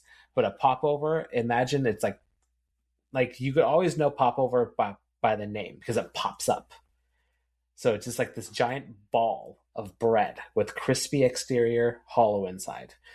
But the Yorkshire pudding will kind of sink into it, pour that gravy on top of it. I just looked up some pictures and they look delicious. I know I've had them before. I can't remember where or when, but I feel like I've had them with like fruit or something, kind of like a breakfast pastry. But yeah, and I've had Yorkshire pudding before too. So like you said, it's not pudding. It's more like a pastry with gravy on it. And, I've actually never had Yorkshire pudding, but I've had my share of Popovers, and it's been years since I've worked there, so I'll just give them a shout out. It was one of the Neiman Marcus restaurants. Ooh. So the bread that they served, it was a Mariposa when it was actually at Bellevue. I heard it shut down, so I don't think it's there anymore at the Bravern. I don't know if you know this. You're far away too, so who knows? Yeah, I'm too far away, but I know a lot of stuff was shutting down there. So yeah, just because it's like it was a terrible location, anyways. But I worked at that restaurant, and they served popovers as their appetizer bread with a strawberry butter. Oh yeah, that sounds good. That was awesome. That was great. Yeah. I haven't used my bread machine since I had my failure, but I think it's because the water wasn't warm enough. So next time, like you said, I'm going to add some warm water to the yeast and then to put the rest of the water in and mix it. But I tried eating it. It was like the consistency of cornbread, but for honey bread. it was just not right. I'm like, ew. And like if it had been sweeter, I might have made it work, but it was really salty because all the salt was condensed into it. Oh, sad. It was really sad. But I'm gonna get back on the boat on that pony one more time. But it's taken me a couple weeks before I make that bread again. Yeah, psych yourself up. Right? I can do this bread. Okay, so we're going to have another food. I'm looking down. We're going to have another food IQ point coming up. I know. Oh, did you do it too? Food. Yes. I did. Dun, dun, dun. We are at Penny's apartment, and she is finishing a chapter in a book. The book is 2 weeks to rock hard abs.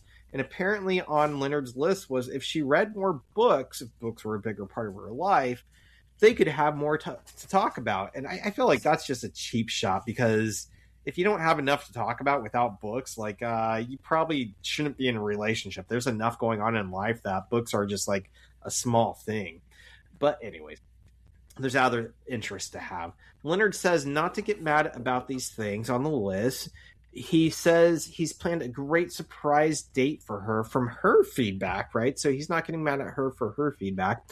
And she says, okay, she needs to find some shoes that aren't too tall that make him feel like he's walking with his mommy. So his mommy issues crept up a little bit in this list. I did like her response to that, though. Well, I want to do a little call out that like he's not into taller girls, but Raj is based off his fantasy. Because in his fantasy, Siri is much taller than him. She is much taller, and yeah. He doesn't have mommy issues. I don't see what the big deal is if you're the guy and you're shorter. So who cares? I didn't even think that was an issue. Sorry. Yeah. Well, someone does think it's an issue. I'm so much taller than my dog. I never thought that was an issue, and I guess it's more of an issue with women that they can't date shorter guys. And so, like, I got through college without somebody, like, telling me, like, oh, yeah, he's shorter than her. That's never going to work out. I'm like, what? And I guess I'm, like, tall enough. I'm not super tall, but I'm tall enough that it's never been an issue with me. But it's such a weird thing to, like, oh, she's taller than me. He's shorter than me. Like, if you get along, if you can have a conversation and you don't want to kill each other, you should go for it because that's as good as it gets. I actually do remember this. Before I got married, I was doing some online dating, and this one girl did call out like that she was taller than me, that she was like a tall girl, and she was like, "Is that going to be a problem?" And I was like, "Why would it be a problem?" It's like I don't know. I remember, I think this gets called out all the time, but there are double standards. But I signed up for one dating app, and this is like a decade ago. I don't even know if the app still exists, but it was set up to make the women feel more empowered, but by doing so is very, very sexist. Because like it had men put down their height, their weight, and like how much they made a year. And I'm like, I don't think any of those things should really matter. And I feel like if a guy asks a woman like, how much do you weigh, that's horribly offensive. And to ask a guy like before a first date, how much do you make, that's going to make or break if I even talk to you. Like I don't think that's appropriate. So I think some people take like this stuff way too far, and like maybe just talk to people and get to know them. I don't know. That's garbage advice. How dare you, Ryan? How dare you? No, you should know exactly what they weigh, what blood type they have. Yeah. We need a favorite high school teacher's name, social security. We need the street that you were born on. It was such a weird experience, and I got off there because I felt like if you didn't make like at least triple digits, like nobody was even going to talk to you. Like they wouldn't even consider you. They would just block you out. And I'm like, how many, like the majority of humans don't make triple digits. I think it's getting up there. Right. But yeah, the majority of the world does not make triple digits. And I just think that's, I don't know. Penny has a list for him, and for Leonard now. And he starts looking at it, and it's a long list, right? He starts saying, it's fair enough. But he starts looking at it, and one of them is be quieter when they kiss. It's juicy and weird. And I think it's funny because he tries to defend himself for a second. Like, I thought that was like, I was showing I enjoyed it, but it's juicy and weird, which makes me think kissing is kind of weird in general. So I don't know. She has food in her mouth. He makes weird slurping sounds, I guess, or juicy sounds. He asks for details on his eyebrows, that they're stupid, and then he turns the page over. He's never mind, it's all on the back. So his eyebrows are stupid. I don't know, maybe he needs to wax them or something. But that's like, again, getting into some petty stuff. What's that? She's proving a point at this point. Yeah, she's proving a point. I want to say it's Good Will Hunting. I feel like maybe I'm thinking of something else. Just like the annoying details. Sometimes people date and want perfection, and we realize it's the imperfections that make us love each other. And the one I'm thinking of is Good Will Hunting. Did you see that? I haven't seen it in years. It's been years. Robin Williams is talking to Matt Damon about his late wife, and mentions that his late wife used to fart in her sleep, and that one time, like, she farted so loud, she woke herself up and is like, was that you? And he's like, yeah, that was me. Don't worry about it. And now that she's passed away, he misses something so small and like such a subtle thing that you might think you would hate. So yeah, I feel like these lists are just, from the beginning, I thought they were a bad idea, and maybe don't nitpick people based on their height, their weight, how much they make, or their eyebrows. Get to know them, and then hate them for their personality. Hate them for them. If you're gonna hate them for who they are.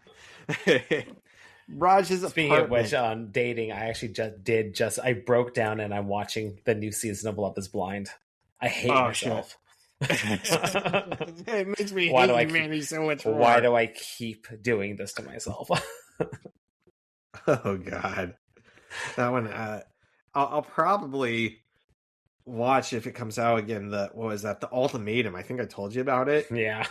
Oh, it's so bad, and so many of them are just like toxic relationships. And I feel so bad because I know I've had toxic relationships, but it's like one guy's like stalking his girlfriend, and like she's living together with another guy, like just for the show, like they're like simulating marriage. Like, what would it be like to live with somebody? And the guy looks out the window and he's like, your ex is sitting out there watching us. Oh, God.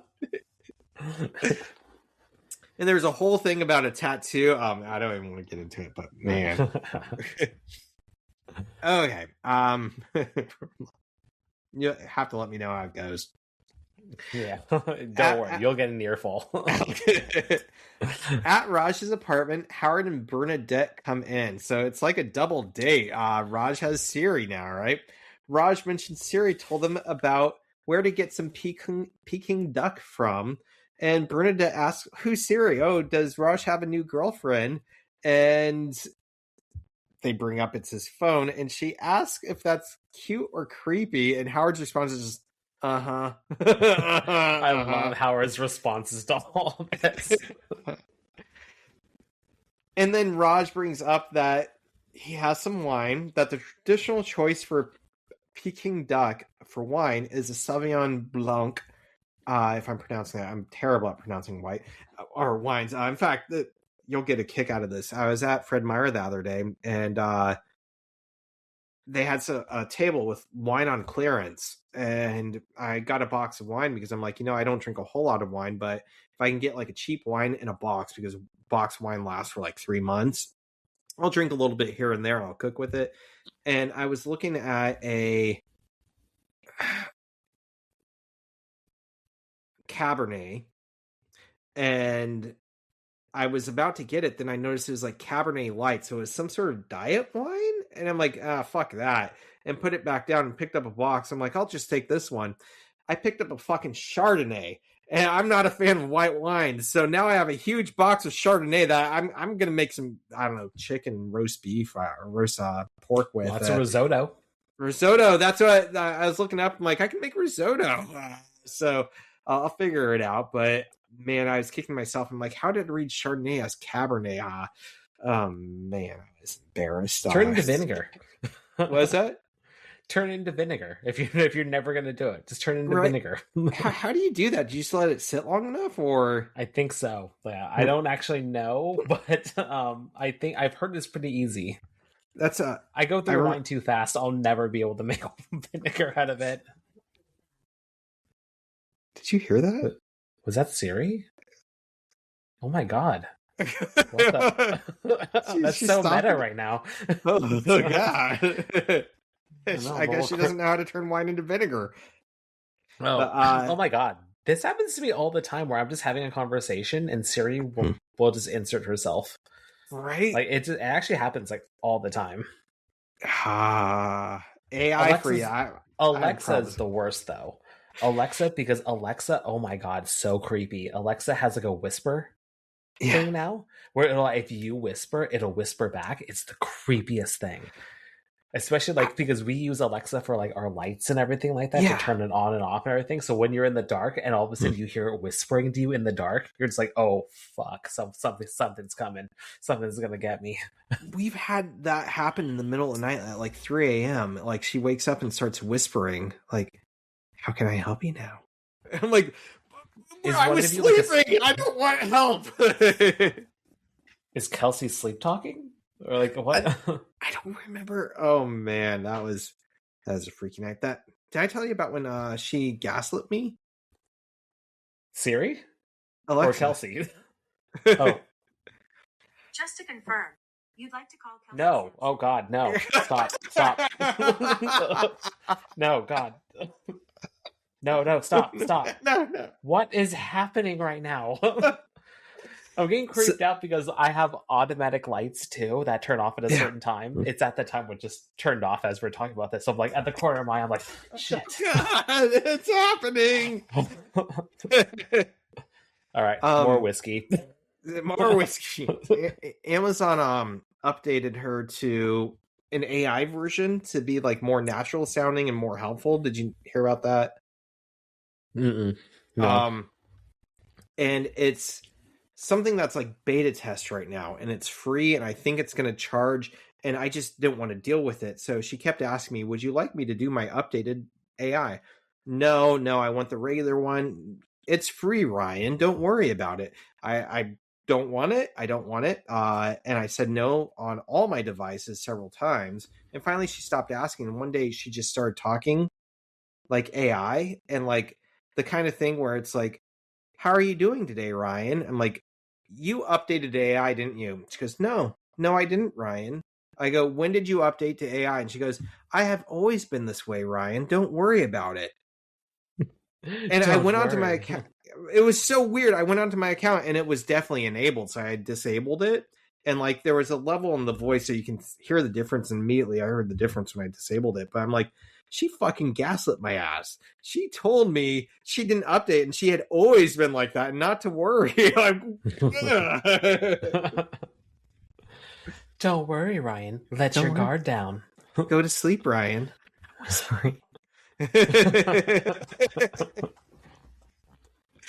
Okay, well, back to wine. Back to wine. So yeah, I have a bunch of Chardonnay. I'll try to make some vinegar. I'll see what I can do. I'm reminded of that Frasier episode where they get that really old, like fancy bottle of wine that there's only like 10 in existence. And some guy had it, like the maintenance guy, and Frasier got it from him when he died. And he pours it with Niles, and like it's some bonding moment, and they're like really, really connecting. And they kind of swish it around their mouth, and Niles goes, "Where did he store this?" And he goes, "I think next to the furnace." And they pour it all out. Aww. It reminds me of what was that one movie with Paul Giamatti and Thomas Hayden Church? Sideways? Was that one about the wine? Yeah, where he had that bottle of wine that he's been saving for a while, and then shit hits the fan, and then he just goes to a burger place and just like sneaks it in, eats it, and drinks it with a burger. It was like it's been a long time since I've seen that, and for some reason I always remember who's the blonde guy's name? Thomas Hayden Church. Yeah, I always just call him who's going to get married. Lowell? Yeah, it was Lowell from Wings. Yeah, Lowell. I always call him Lowell. Yeah. Because that's all I can. Like, he's good in other stuff. I thought he was great as Sandman and Spider-Man. It was a bad movie, but he was great. He was just in the new Knives Out movie. Yes, he was. Yeah, he was something else movie. Too. He's been he's getting roles, and I think he's great. But in Sideways, like I just remember, like I haven't seen it so long, but he like runs naked up and down a street, like trying to run away from somebody, and that's like the only scene I remember is like him running naked down the street. That's what sticks with me. I gotta watch that again. Okay, so IQ point. What's the best wine with Peking Duck? Siri suggests an off-dry Riesling, and Raj says they almost got into a fight at Trader Joe's because he wanted a Sauvignon Blanc. And do you want to go first? I've been talking a lot. Oh, sure. Yeah. Yeah. I looked into this, and all right, but not to be a jerk, but the best wine to pair with your duck or any food is the wine you want, because that's how wine works. Amen. I know there are, as a culinarian, there are some things that will complement things better, but at the end of the day, do what you want. If you want red with fish, go for it, because it's like what you said. I personally don't love white wine. It's okay. I'll have it once a year on a really hot summer day. But for the most part, I'm a red guy. I'll have red with anything. Mm-hmm. I'll have it red with like my fish. I'll have it with duck. I'll have it with chicken, the chicken breast. I'll have it with whatever. My cereal in the morning. You know. My mid-mornings, I'll blend it into my smoothie in the morning. I'll do it all. My IV at the hospital. I will say, in my experimental days, I actually did make a red wine risotto. It's definitely not nearly as good as a white wine, so definitely don't try that. But like I said, there are some things that will offer peak performance. So like, red wine with a steak, that's peak performance. White with a fish, peak performance. So I did find this article from unravelingwines.com. It's a certified sommelier. Her name is Anna Maria. And she says, duck can be very complicated. Even though it's a poultry, it's firm and gamey, so it qualifies as a dark meat. It is, however, heavier than chicken, but more delicate and tender than red meat. So you really need to think about the dish as a whole before you pair a wine with it. Duck is richer and fattier than chicken, so the wine pairings can be a bit more bold than your average white wine. To balance the natural fatty, rich meat of duck, a wine that is high in acid is the best choice. When choosing a white wine to go with duck, aim for a fuller bodied expression of that particular varietal. Red wine shouldn't overpower the duck, so here we want we want lighter styles that aren't immensely tannic. Fruitier red wines tend to go best with duck, just in general. But like I said, you have to think about the other components of the dish, the sauce, the preparation, etc. But according to this sommelier, Peking duck should be paired with a Syrah or a Shiraz, Zinfandel, Malbec, or any other fruit-forward red wine. So white wine pairing with Peking duck, try a Chenin from South Africa, or even a white port. So not really a Sauvignon Blanc. And I actually did cross-check this with a few more websites, specifically calling out Peking duck, and they all said the same thing, a fruity red. So that's what I found. What did you find? Interesting. Very similar stuff. And I want to start off by saying most everything I said did not recommend Sauvignon Blanc. So I don't know where Raj got that. And it sounded like you were saying you weren't seeing that either. I didn't. Yeah. And, I looked at a couple different websites. One was chilihousesf.com. One was, where was it? Winefolly.com. But, first of all, start this off with the notion that he mentions an off-dry wine. So that's basically semi-dry wine, subtle sweetness. And sweetness with wine is fermentation is stopped a little bit early to leave some residual sugar to make it sweeter. And the question is how much residual sugar is necessary. And the Sauvignon Blanc is considered on the high end of dry.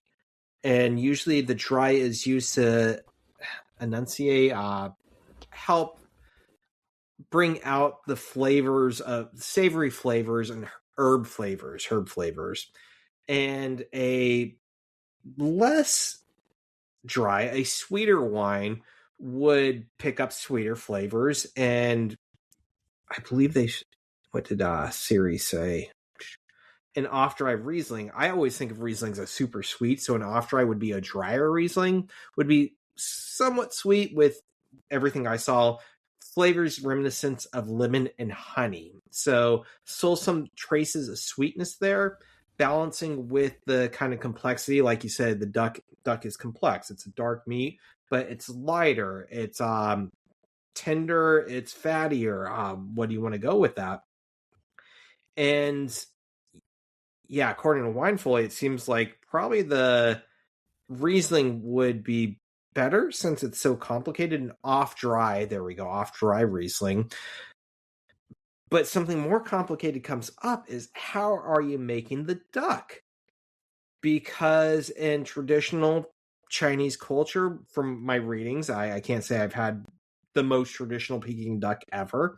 It might be more herb forward with more spices, and you can taste those spices. And although it's technically a slightly sweet dish, if you have more of the spices, maybe a drier wine would help enunciate or bring those out, right? I don't know if enunciate's the right word, whatever.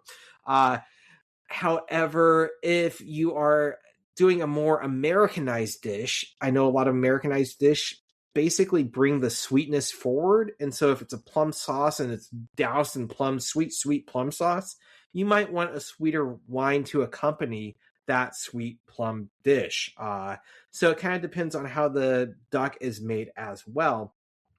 And according to the chilihousesf.com, they said that a lot of people actually go with Pinot Noirs because that kind of darker red really works with the Asian spices if that's the dish you're going with, a prominent Asian spice type of duck, as opposed to just a slathered, sugary, sweet taste of duck.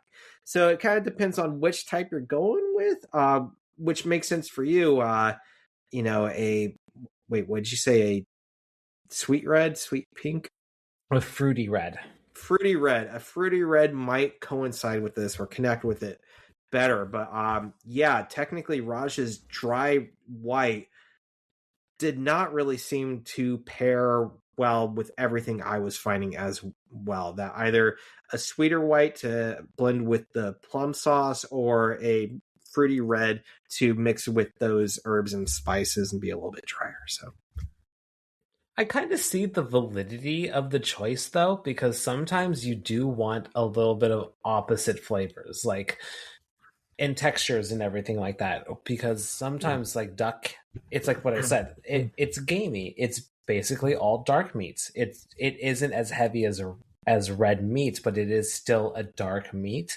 So sometimes you almost want that contrasting bodiness of a white, where it's like that something a little lighter, a little drier, and everything like that to contrast the heavy sweet. So I see the validity. That's something to say too, that if everything on your plate is sweet, you're going to get maxed out on sweetness, and that's not going to be a well-rounded dish, right? So Yeah. you have to think that. I was thinking the other day about flavors that when combined, they kind of make their own unique flavor. It's like, what is it? Ketchup and horseradish make cocktail sauce. And cocktail sauce is like its own freaking flavor. What were a couple other ones? Is it pineapple and ketchup make sweet and sour sauce often? Yes. And there's a couple other ones that, like, when you mix these flavors, like if it was just like ketchup and apple juice, like that would be sweet and sweet, but you're mixing it with kind of the sour or the bitter, and you're getting something new. Although, what made me think about this is coconut and pineapple. You get the sweet, like slightly sweet, with the sour, and you get pina colada, which, if I didn't know pina colada was coconut and pineapple, I don't know if I'd be able to discern those two flavors. Like, it mixes so well. It's funny you mentioned pina colada, because we were actually supposed to make a pina colada cake for Easter. Ooh. Didn't happen. Shit happens. Shit happens. Shit doesn't happen. I told you about my day, so you kind of... If you ever make one, Didn't let me happen. know, because that sounds freaking awesome. Yeah, I'll let you know. I'll take a photo. I mean, I bought all the ingredients, but then it just never happened. So they're still there. yeah, but yeah, Don't let pina them turn into colada, vinegar. it basically, it's like, you're right. It basically has its own flavor. It basically Right? created something new. It's amazing when that happens. And I don't, I feel like peanut butter and chocolate's almost there, but you can still discern they're just good together. But there's some that just like interweave. That's like, wow, these have always It's so been funny you mentioned that, but it kind of is, because we actually do go to this custard place. So over in Pennsylvania, there's a lot of ice cream parlors, but there's also a lot of custard places. So custard is just an ice cream that's more egg forward. So it's a little heavier, a little bit more caloric, but it's so good. I forgot what the name of the flavor was, but we just got it because it was like, you know what? It's the special of the day. Let's just get it and we'll try it. And it was a chocolate base with like peanut butter chunks, but I didn't know what it was, but I was just eating it and I was like, why is this flavor so familiar? I cannot pinpoint it. What is happening? It has its own unique flavor. And Christina was like, it's peanut butter. I was like, oh, chocolate and peanut butter. Look at that. Another one, I feel like orange and cinnamon. Like, it's weird, but like a lot of ciders have orange and cinnamon, or teas. And like for the longest time, I had no idea. I've been drinking like orange cinnamon ciders, and I'm like, whoa. But like every time I smell orange and cinnamon, like it makes me think Christmas. They just blend together. Like, where the fuck did the orange come from? I don't know. Cinnamon makes sense. I think of a more interesting way to take tequila. Have you ever done that? Like, I've had some people say like, you normally do it with like the lime. Where it's Yeah. like you take the shot of tequila, bite the lime. Like salt, what bite was the it? lime. Light salt and lime. Yeah. But one way to do it is orange and cinnamon. It was actually this guy that I used to work with. He said, take the shot of tequila, just take your orange slice and kind of put on a little bit of cinnamon and bite it, and it's really good. I've never heard that, but my mind is like, no. huh, I can see it. Yeah. Those were So, really good. Yeah. You know what's funny is I was trying to think of like, okay, I'm going to make ice cream. In fact, talking about wines, I one time years ago made a wine ice cream, and it turned out like the consistency turned out good. I don't know how I did it, but it was red wine ice cream. But I tell you, after eating like a pint of that, it's one of the worst headaches I've ever had. It was like red wine headache with ice cold headache, and it was just like, ew. But like every now and then, I'm like, how can I make an ice cream flavor? I used to make ice cream. Maybe I want to do it again. And I was like, you need something bitter. You need something sweet, something random, like maybe the licorice flavor, that star anise flavor with orange. And apparently that's an ice cream in like Canada. It's called Tiger Stripes. And it makes sense because orange with black ice cream and tiger stripes. I'm like, okay, so people know these like flavor concepts and they experiment, but I've never had that ice cream, but I want to have it now that you mentioned ice cream again. God, I love ice cream. I'm so glad summer is around the corner. Right. We are on a food podcast today. I tell you what. All right, moving along. Sorry, we've been derailing a lot. This is going to be a long episode. It's a fun episode. I feel like we've talked about a lot of good stuff. Yeah. Raj wants to know what he's going to put Siri in, and has all these cases. He's like, I'm going to put Siri in a little sleek black case. So basically he's dressing up nice and sexy, right, for the dinner. And he tells Siri to play some smooth jazz. Kenny G starts up, and Raj says he can't believe he bought his soulmate at the Glendale Galleria. I love Bernadette. She turns and looks at Howard and is like, she doesn't know if she wants to stay. Like, I don't know if I want to stay. Things have gotten weird.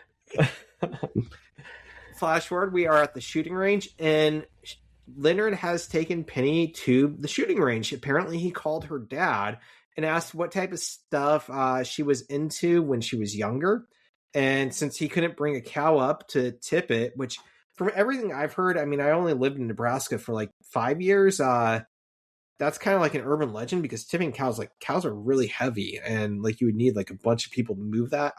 I've never heard of anybody successfully doing, or even like going out and trying. Not to say it doesn't happen. I've just didn't hear of anybody doing it. But apparently Penny likes to shoot some guns. So he takes her to a shooting range. And I love that he brings up the dad, because we know from previous episodes, the dad's really gambling on Leonard. He likes Leonard. Yep. Why so I love that mention. And yeah, the dad's probably very hopeful about this. Penny says this is great. And Leonard says, great for a guy who gives neck massages that feel like an eagle carrying away to its nest. And so apparently he gives horrible neck massages. I love that she puts that on the list, because that has not come up. That's something she's remembering from the previous relationship. And like in the 2 dates, like I can't see him doing that. So Penny says, bug alert, bug report alert. She complimented he should take it and shut up. And he apologizes. And she says, you should stop apologizing so much too. And he apologizes again. She asks if she needs to show him how to use the gun. And he says that he plays a lot of Grand Theft Auto and he thinks he knows what he's doing. And takes the gun from her, and she kisses him. And in the process, he shoots himself in the foot. And I think it's kind of funny, but that's probably a huge deal for gun places. Like, I think they always have somebody watching you to make sure that you don't. In fact, part of what makes me say this is I just watched like a YouTube reel or a Facebook reel, TikTok, where somebody was like taking poses with the gun, and they stuck the gun in the camera's face to kind of like, I'm going to get you type. And a guy just came up and took all their guns away and walked away like immediately. So yeah, usually gun places know how I will dangerous this say, is. do you go shooting? Oh, I have been. In fact, I think I went with you in Vegas. I've only been a couple times, but Vegas is the Wild West, though.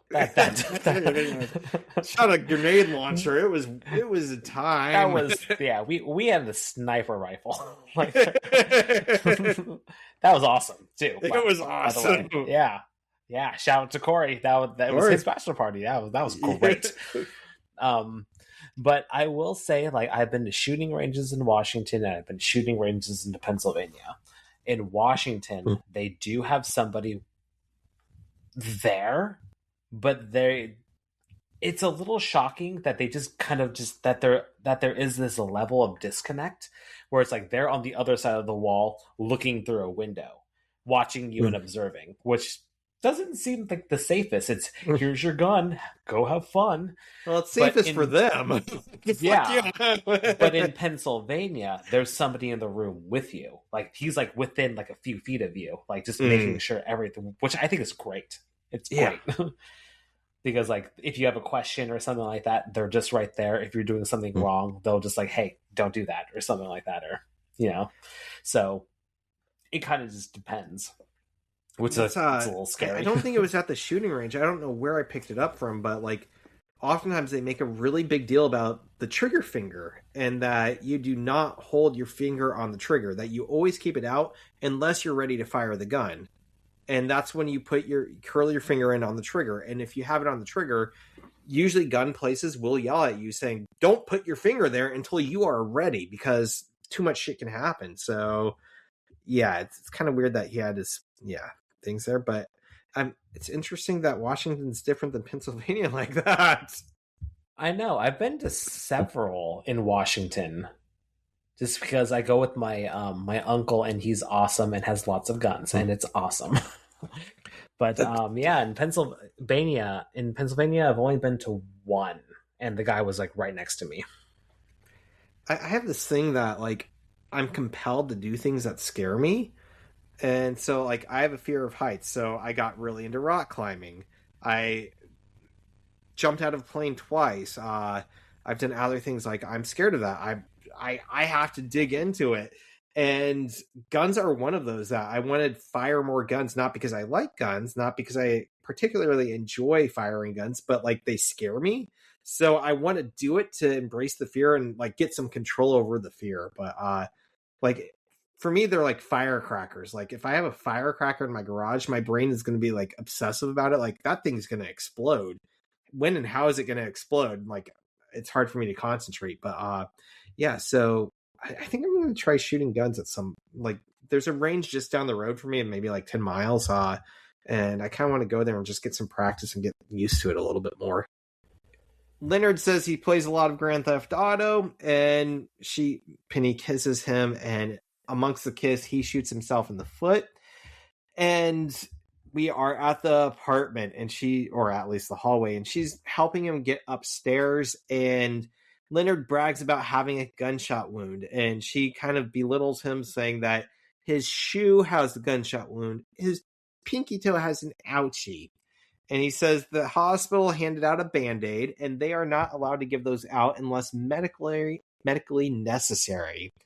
And she thanks him for a cool evening, even though it was probably all in the ER. He thanks her for hiding his Star Wars socks in the ER. And I love that because I feel like that's a relationship. Is like, I have Star Wars socks and she hides them so he's not embarrassed. Well, I actually did like a very short IQ point on Star Wars socks? Not Star Wars socks. I should have. No. But he said that hospitals do not issue Band-Aids unless it is medically necessary. That is the law. So I actually looked at if this actually is a law. And I kind of just, I didn't think it was. I was like, oh, you're just bullshitting and everything like that. Yeah. You're just trying to like act tough and everything like that. Like, oh, it was big. It was more dire than what we thought. But it's actually sort of true. I was a little shocked at this. So depending on the hospital, you might not get a Band-Aid if the wound isn't severe enough, because hospitals are a business and Band-Aids cost money. and they really just don't hand them out to anybody because it could just be money down the drain. So it's not actually written in any law. So there actually isn't a law that actually states this, but from a cost perspective, some hospitals just don't hand out Band-Aids. It's funny that you bring this up because I can't remember what I did to my hand. I cut it while cooking or something, or I think I burned it on something, and the burn was healing in a way that it started bleeding. And Kelsey had a checkup, or no, she was getting her blood taken for iron levels. And I went in and I did something in the elevator and flinched, and it cracked open my sore. So my hand was dripping blood. And I'm I'm just going to cover this up. I don't want them to worry. And the nurse comes in, she's like, I'm going to get you a Band-Aid for that. I'm dripping blood on the floor. I'm thank you. So apparently that was bad enough to get a Band-Aid, but she didn't have my insurance and she didn't charge me. So, well, that could be pathogen things right there. I'm going to get you a Band-Aid for that. Thank you. I wish I knew what I did to it, but I just... Okay, so where was I? Leonard asked how the beta test is going. Let's take a look at it. And he says they are taking things slow still, but he does have a gunshot wound. And that maybe they should take things a little faster because they don't know how long he's going to make it with that, how accident prone he is. She says goodnight and they kiss, and he goes in his apartment, and Sheldon is still doing the podcast, but now he's dressed up in lederhosen, and Amy is dressed up as a pretzel, and they're speaking in German, saying Guten Tag, and Leonard just looks confused and weirded out and leaves, so he walks out. Now I love that they're leaning into it. They're leaning. I would watch that podcast with the pretzel and lederhosen. Oh man, Raj is now in an office and he has flowers with him, and he's talking to a security guard. And the guard points him into an office that he walks into, and it's the office of Siri. And we have two guest stars here, and this is funny because one is the security guard, Kevin Brief, who's only in it for a split second, but I actually know him from something. He's apparently in 2 episodes of Big Bang Theory, so I don't know if I didn't want to go into it too far, but he's going to come up. He was in it, or he's going to come up in it again as a security guard. But he also plays. Have you watched any of The Pit with Noah Wyle? No, but it's top on my list. It's one that Kelsey and I watch weekly. In fact, it's something I don't even. I forget that we're watching it because it's just become a staple. Yeah, we're watching that. So. Highly recommend it. I think it's great. I think the first season was better than the second, but second one still has me invested heavily. And love the characters, love the actors. I think they're all doing great. But Kevin Briff plays a character named George Francis who has a blood clot in his leg, and his whole storyline, because it's like an ER, so people come in and get wheeled in and then wheeled out very quickly. He's in it for a couple episodes, and he's scared that the blood clot's going to break and go into his brain and kill him. And they have to reassure him he's okay, but he's in it for 3 episodes. So I'm I do know him. He's in a lot of other random stuff. Apparently he was a bartender on Friends. He was a detective in Tales from the Crypt. He played a voice actor in the Ghost in the Shell standalone complex series. He was in Star Trek. He's been in a lot of stuff too. But I did recognize him. As soon as I saw The Pit, I'm I know who he is. The other guest star is Becky O'Donoghue.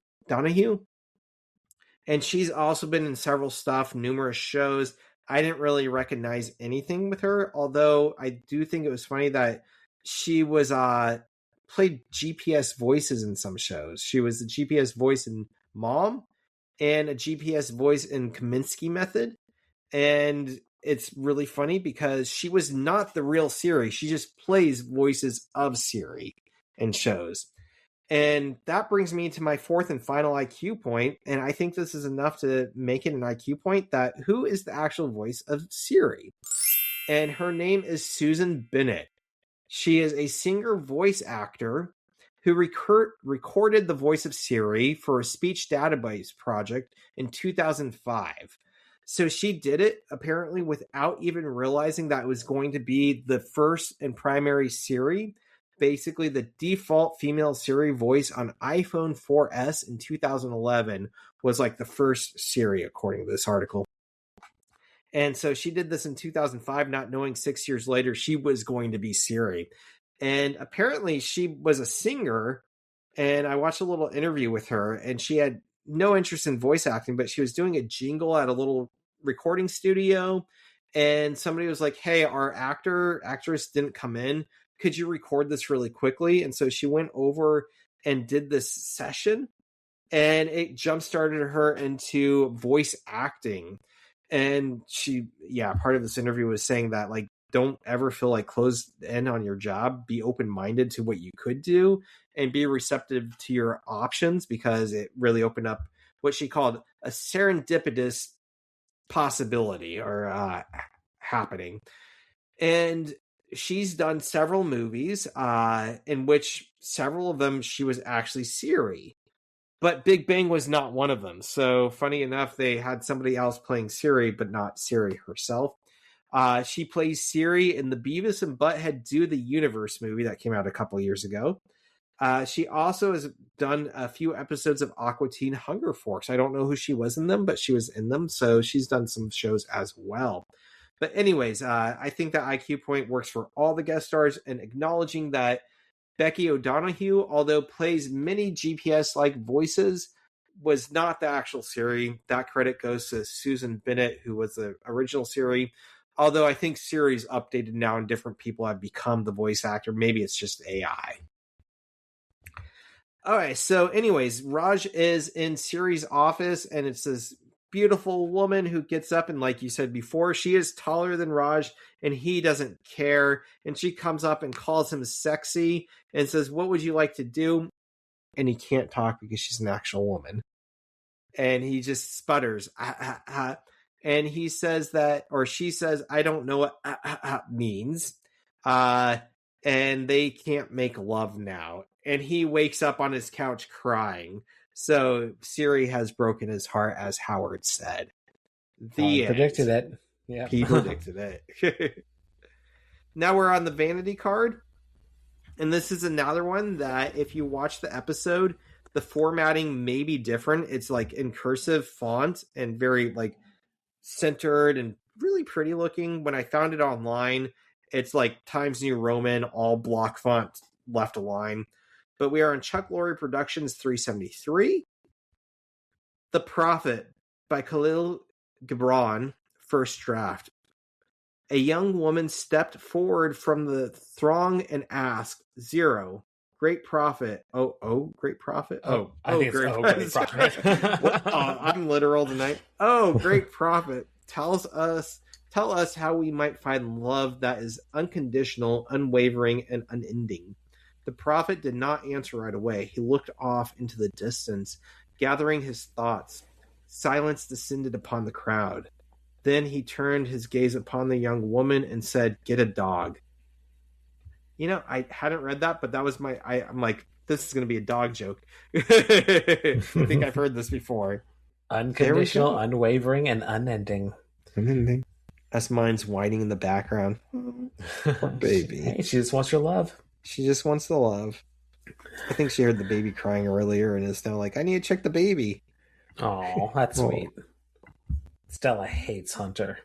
Really? Oh, no. She's a little Maltese and a giant. I just weighed him. He's 40 pounds now. He can crush her. He could probably kill her. So, yeah, I get why she hates him. Well, we have 7 IQ points. 7 IQ points.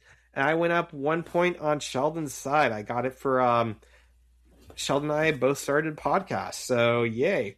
So 142, not right. Like Sheldon, 145 like Sheldon. All right. Shelly. All right. Anything else? No, that was a long episode. We might be, we're definitely over 2 hours. I'm curious what it gets edited down to because we went on a couple tangents. Yeah. All right. So thanks again, everyone, for listening. Hopefully everyone stayed tuned for the entire episode. email us. We're at theoreticalnonsensepod@gmail.com. Give us a 5-star review on Apple Podcasts. Like and subscribe on YouTube. And we will see you next time when we discuss Season 5, Episode 15, The Friendship Contraction. See you then. Thanks for listening. This was Theoretical Nonsense, the Big Bang Theory watch-along podcast. No PhD required. Our intro and outro music is by Alice Grohl. Thanks for listening.